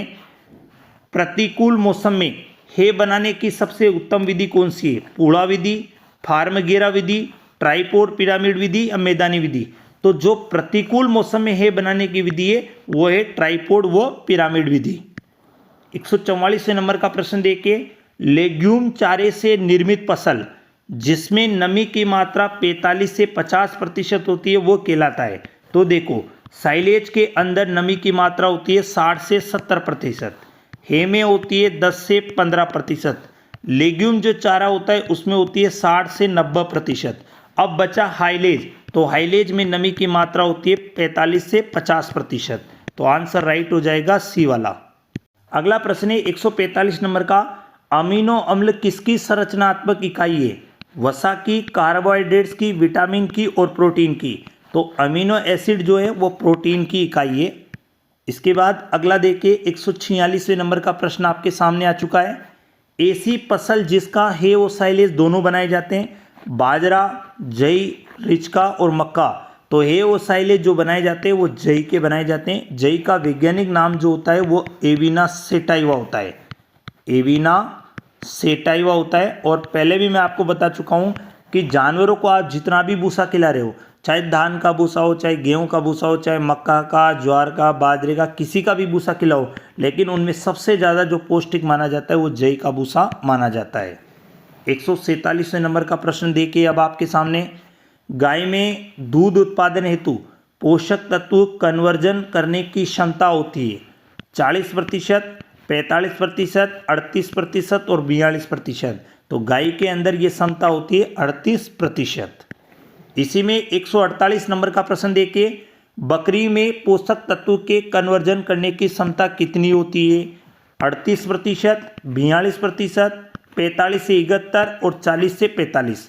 तो बकरी में पोषक तत्व जो कन्वर्जन क्षमता होती है वो होती है 45 से 71%, यानी सी वाला उत्तर राइट हो जाएगा।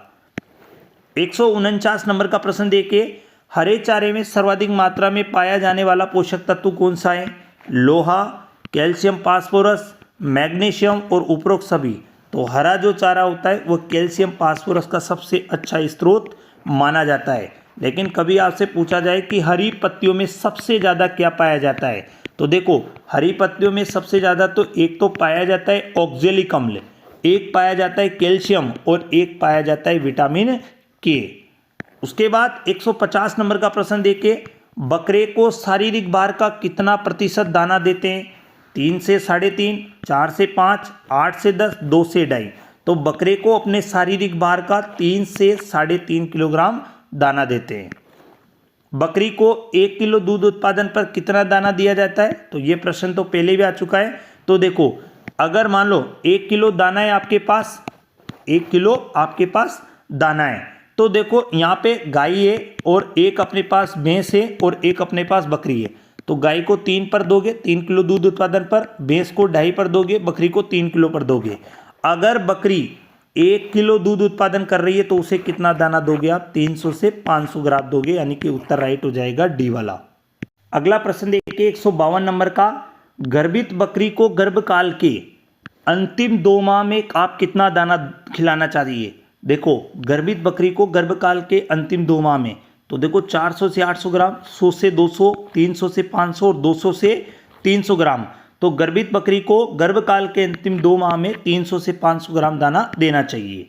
अगला प्रश्न है अपना, गर्भवती बकरी को अंतिम तिमाही से, यानी कि अंतिम जो तिमाही, याद रखो देखो वैसे क्या होता है कि गाय का मान लो जैसे गर्भकाल हुआ 9 माह का, तो पहला हो गया 1 से 3 वाली, दूसरी वाली होगी 6 माह तक वाली होगी और तीसरी वाली होगी 9। यानी कि पहली चली 1 से 3, दूसरी चली 3 से 6 और तीसरी चली 6 से 9। वैसे ही जैसे मान लो कि बकरी के अंदर 5 माह 5 दिन का गर्भकाल होता है, तो अंतिम तिमाही यानी कि अंतिम वाला जो ट्राइमेस्टर होगा यानी लगभग 1.5 महीने का, तो उस समय आप उसको पूरक आहार क्या दोगे? देखो पूरक आहार का मतलब होता है ऐसा आहार जो पोषक तत्व यानी कि जो आहार है उसकी गुणवत्ता को बढ़ाने वाला अवयव उसके अंदर मिलाया जाता है, जिसके अंदर खनिज, लवण, पोषक तत्व, विटामिन शामिल होते हैं। तो उनकी मात्रा होती है 1 से 2%।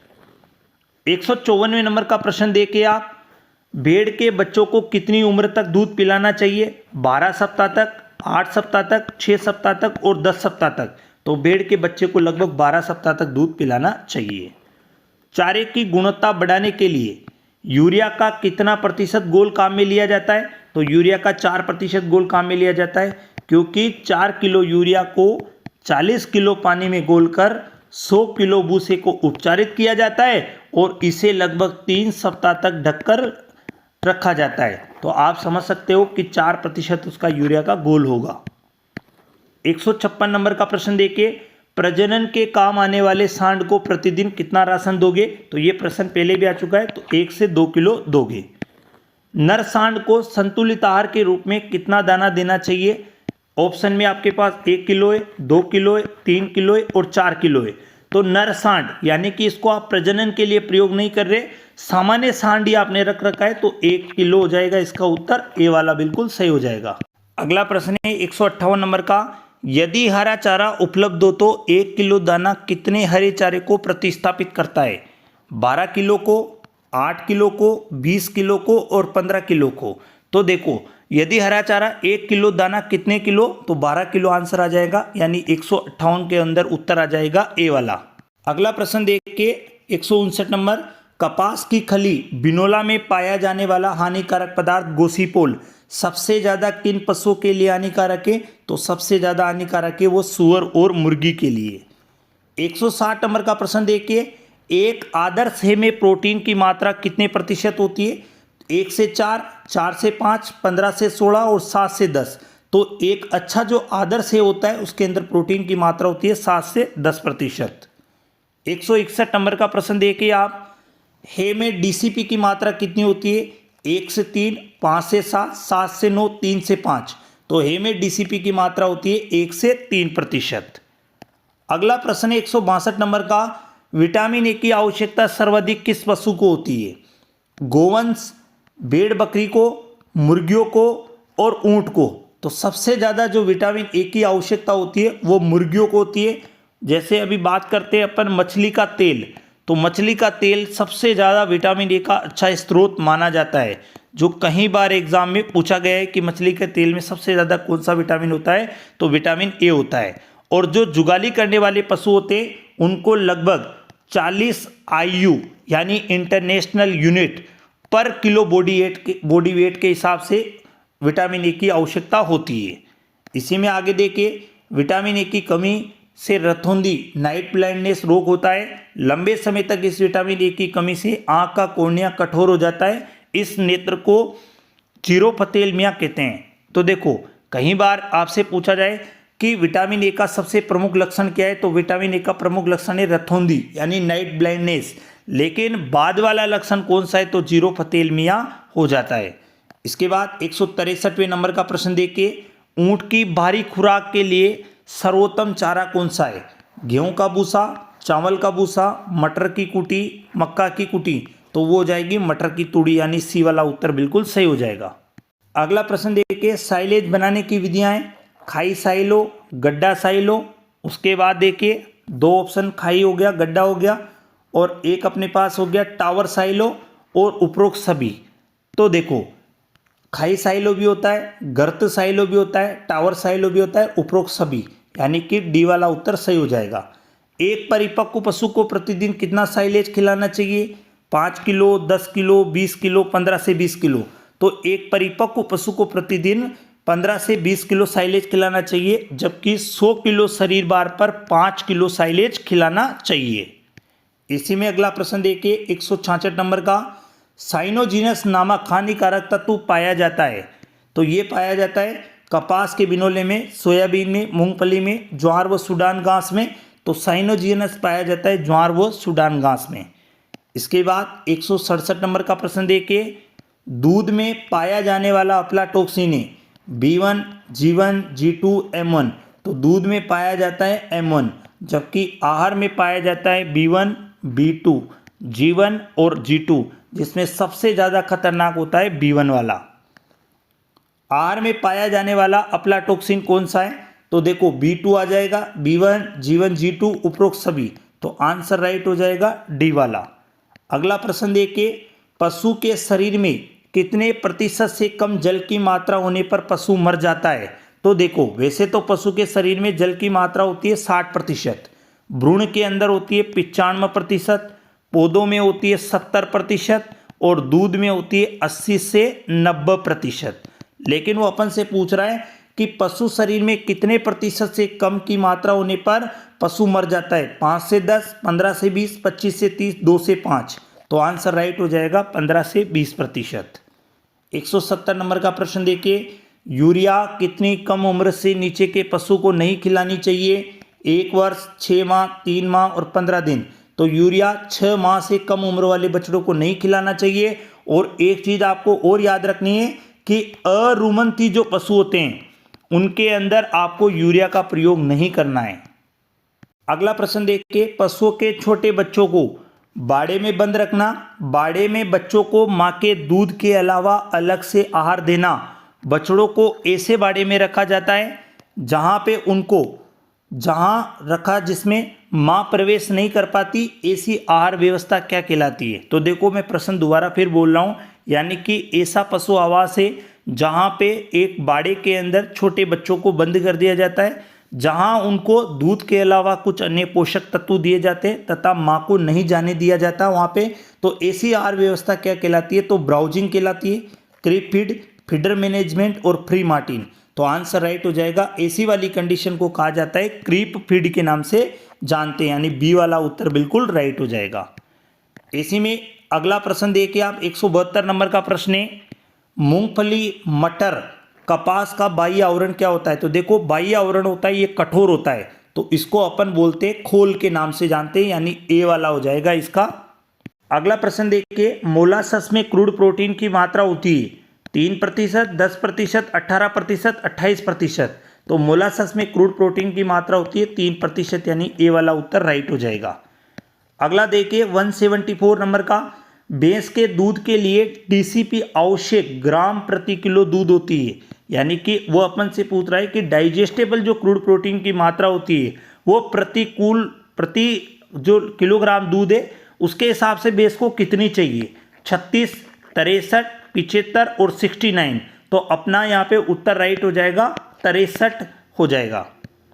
उसके बाद अगला देखिए 175, गर्भित व दुधारू पशुओं को प्रतिदिन कितना हरा चारा देना चाहिए? देखो गर्भित भी है और दुधारू भी है, तो दोनों को देना चाहिए 15 से 20 किलोग्राम।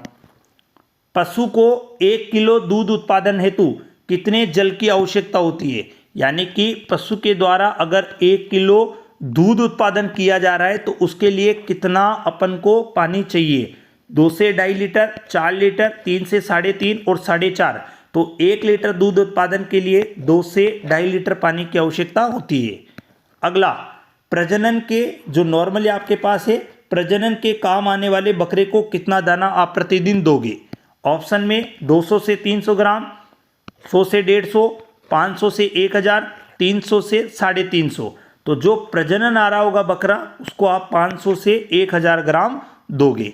उसके बाद अगला देखिए 178 नंबर का, शरीर में जल की आवश्यकता पर असर डालने वाले कारक कौन से?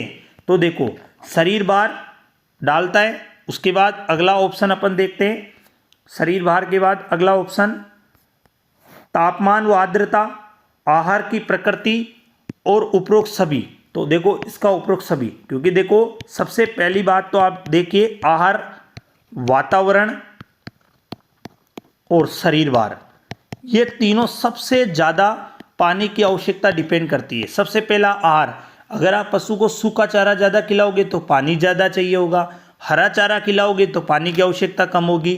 वातावरण, सर्दियों में पानी की आवश्यकता बहुत कम होती है, गर्मियों में ज़्यादा होती है, बरसात के समय कम होती है, यानी थोड़ी सी मध्यम होती है। शरीर भार, अगर पशु का शरीर भार ज़्यादा है तो वो चारा भी ज़्यादा खाएगा तो पानी की आवश्यकता भी ज़्यादा होगी। अगर पशु का शरीर भार कम है तो पानी की आवश्यकता भी कम होगी, इसीलिए इसका आंसर उपरोक्त सभी राइट हो जाएगा।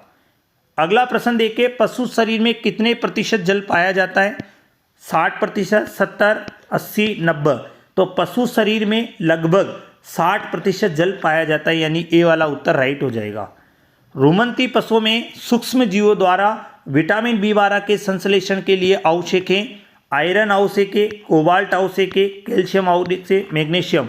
तो देखिए विटामिन B12 यानी साइनोकोबालामिन, और साइनोकोबालामिन में कोबाल्ट नामक खनिज लवण पाया जाता है जो रुमन में विटामिन B12 के संश्लेषण के लिए आवश्यक है। तो कोबाल्ट वाला उत्तर राइट हो जाएगा, बी वाला। अगला प्रश्न है 181 नंबर का, भूसे में DCP की मात्रा कितनी होती है? 0%, 40%, 15% और 25। तो भूसे में DCP की मात्रा होती है 0%। भैंस को 1 किलो दाना कितने दूध उत्पादन पर दिया जाता है? तो ये प्रश्न पहले भी आ गया है, तो भैंस को जो 1 किलो जो दाना आप दोगे तो वो दोगे आप 2.5 किलो दूध उत्पादन पर। तो अपना ऑप्शन राइट हो जाएगा बी वाला। बकरियों द्वारा पेड़ से फूल और पत्तियों को चुन चुन कर खाना, मैंने आपको बताया था आगे वाले पैरों को पेड़ पर रखकर फिर खाएगी तो ब्राउजिंग कहलाएगी। जमीन से डायरेक्ट पेड़ से फूल और पत्तियों को चूट चूट कर खाएगी तो वो ब्रूसिंग या चुटाई कहलाएगी। जमीन से खाएगी तो निबलिंग। जैसे गाय है, भैंस है और भेड़ है, अगर ये तीनों जमीन से चारा चर के खाती है तो उस कंडीशन को अपन बोलते हैं ग्रेजिंग। अगला, गाय भैंस भेड़ का जमीन से चारा खाना क्या कहलाता है? तो अभी मैंने आपको बताया कि बकरी अगर जमीन से चारा खा रही है तो निबलिंग कहलाएगा। बकरी अगर पेड़ से फूलों पत्तियों को चूट चूट कर खा रही है तो चुटाई कहलाएगा। बकरी के द्वारा आगे वाले पैरों को पेड़ पर रखकर पेड़ से फूल और पत्तियों को खाया जाएगा तो ब्राउजिंग कहलाएगा। और ग्रेजिंग का मैंने आपको बताया कि गाय है, भैंस है, भेड़ है, अगर ये जमीन से चारा खाएगी तो उसको ग्रेजिंग बोलते हैं। तो डी वाला उत्तर बिल्कुल राइट हो जाएगा। अगला प्रश्न देखिए, 185 नंबर का प्रश्न है, बकरी का जमीन से चारा खाना कहलाता है निबलिंग, ब्रूसिंग चुटाई, ब्राउजिंग और ग्रेजिंग। तो देखिए, बकरी का जमीन से चारा खाना निबलिंग कहलाता है या निबिंग भी आप इसको बोल सकते हो, निबिंग या निबलिंग। अगला प्रश्न देखिए, ब्रूसिंग और चुटाई किस पशु की चारा खाने की एक प्रमुख क्रिया है? भेड़, बकरी, ऊंट और भैंस। तो आंसर राइट हो जाएगा बकरी। अगला प्रश्न है, वह आहार जिसमें सभी प्रकार के पोषक तत्व बराबर मात्रा में उपस्थित होते हैं यानी समान मात्रा में उपस्थित होते हैं कहलाता है जीवन निर्वाह राशन, संतुलित आहार, उत्पादन राशन और राशन। तो वह कहलाता है संतुलित राशन यानी बी वाला उत्तर राइट हो जाएगा। इसमें अगला 188 नंबर का, पशु के द्वारा 24 घंटे यानी एक दिन में खाया गया आहार कहलाता है जीवन निर्वाह, संतुलित, खुराक और राशन। तो 24 घंटे में जो खाया जाता है उसको अपन राशन बोलते हैं यानी डी वाला उत्तर सही हो जाएगा। उसके बाद अगला देखिए, पशु के द्वारा एक बार में खाया गया आहार क्या कहलाता है? जीवन निर्वाह, संतुलित आहार, खुराक और राशन। तो एक बार में खाया गया आहार कहलाता है खुराक यानी सी वाला उत्तर राइट हो जाएगा। अगला देखिए, वह आहार जो पशु के शारीरिक भार एवं दैनिक क्रिया हेतु आवश्यक है वो क्या कहलाता है? जीवन निर्वाह, संतुलित आहार, उत्पादन राशन और राशन। तो देखिए, शरीर के शारीरिक और क्रियात्मक घटनाओं के लिए जो आवश्यक होता है वो जीवन निर्वाह राशन कहलाता है यानी ए वाला उत्तर राइट हो जाएगा। अगला, पशु को जीवन निर्वाह के अतिरिक्त उत्पादन के लिए राशन देना क्या कहलाता है? जैसे दूध उत्पादन है, मांस उत्पादन है, मोटा करने वाला है या भारवाहक के लिए आप राशन दे रहे हो तो वह क्या कहलाएगा? जीवन निर्वाह, संतुलित, खुराक और उत्पादन। तो वह कहलाएगा उत्पादन राशन यानी इसका उत्तर राइट हो जाएगा डी वाला। अगला प्रश्न देख के, बकरी के चारा खाने की वो क्रिया जिसमें बकरी आगे वाले पैरों को पेड़ पर रखकर पेड़ से फूल और पत्तियों का खाना। तो देखो, निबलिंग, ब्रूसिंग चुटाई, ब्राउजिंग और ग्रेजिंग। तो आंसर राइट हो जाएगा, इसी क्रिया को कहते हैं ब्राउजिंग। उसके बाद अगला प्रश्न देखिए, बूसा में डीसीपी व टीडीएन की मात्रा कितनी होती है? तो बूसे में होती है डीसीपी 0 जबकि टीडीएन होती है उसमें लगभग 30 से 40% होती है। तो देखो, यहाँ पे डीसीपी इसमें 0 है और टीडीएन है 40। तो उत्तर राइट हो जाएगा इसका बी वाला। अगला प्रश्न देखिए आप, खल में सर्वाधिक मात्रा में क्या पाया जाता है? प्रोटीन व वसा, प्रोटीन व खनिज लवण, कार्बोहाइड्रेट्स व वसा, विटामिन व वसा। तो खल में सबसे ज़्यादा पाया जाता है प्रोटीन व वसा। अगला प्रश्न देखिए, डेगनेला रोग किसकी अधिकता से होता है? कैल्शियम, सेलेनियम, कोबाल्ट और कॉपर। तो सेलेनियम की अधिकता के कारण होता है और सेलेनियम की मात्रा जो सबसे ज़्यादा होती है वो होती है धान के भूसे में। इसीलिए तो धान के भूसे को 1 घंटे तक पानी में डुबोकर फिर जानवरों को खिलाया जाता है। अगला प्रश्न देखिए, निम्न में से सीरा के लिए सत्य कथन है। इसमें 25% पानी वो घुलनशील शर्करा होती है, ये दस्तावर होता है, चारे की गुणवत्ता को बढ़ाता है। तो देखो, सीरा के लिए सारे के सारे कथन सही है, उत्तर राइट हो जाएगा डी वाला। अगला प्रश्न देखिए, सर्वश्रेष्ठ खाद्य मानक है कौन सा है? कुवन है, मॉरिसन है, भारतीय है या इनमें से कोई नहीं? तो मॉरिसन सर्वश्रेष्ठ खाद्य मानक कहलाता है। अगला प्रश्न, शुष्क चारे में नमी की मात्रा कितनी होती है?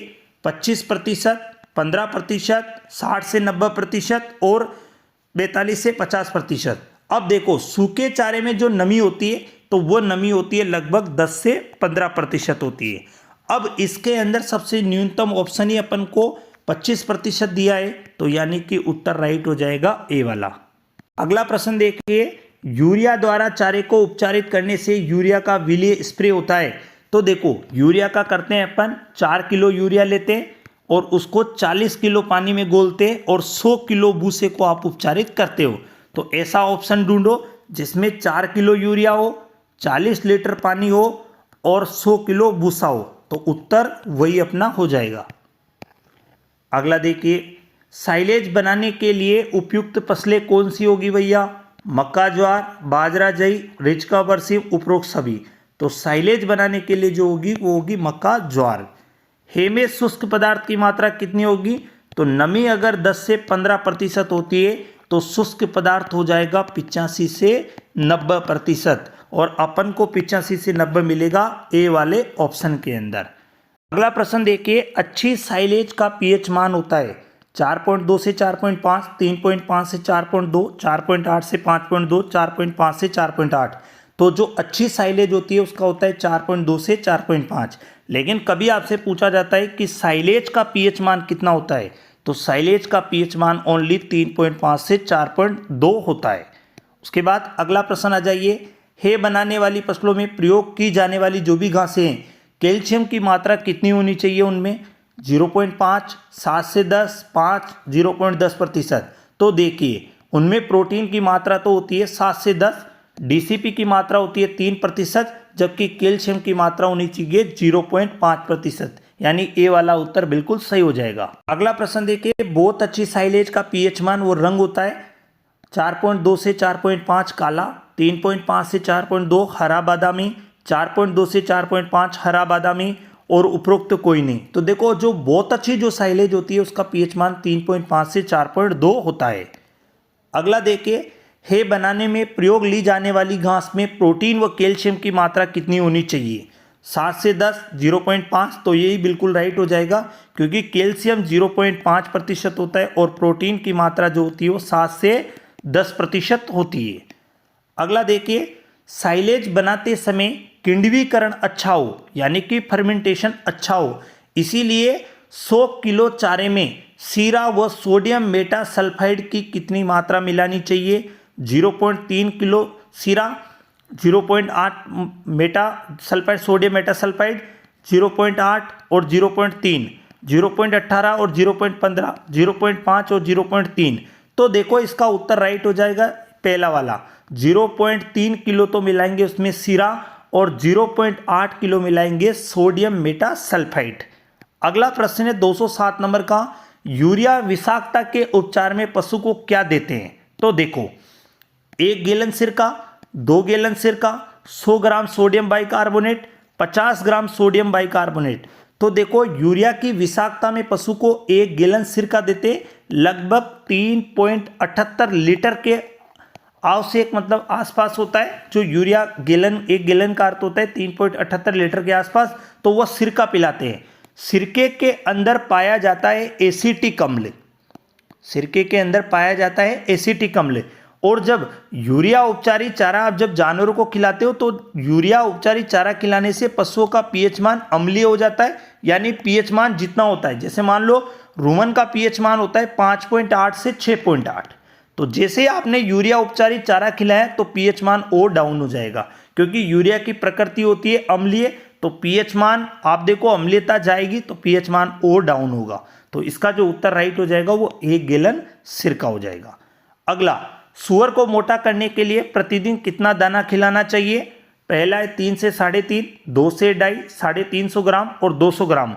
तो यहाँ पे आंसर आ जाएगा अपना 3 से 3.5 किलोग्राम दाना खिलाना चाहिए। अगला प्रश्न देखिए, ग्लूकोसाइनोलेट्स नामक हानिकारक तत्व पाया जाता है गोभी व गाजर में, मटर में, हरी सरसों व रेपसीड में, उपरोक्त सभी।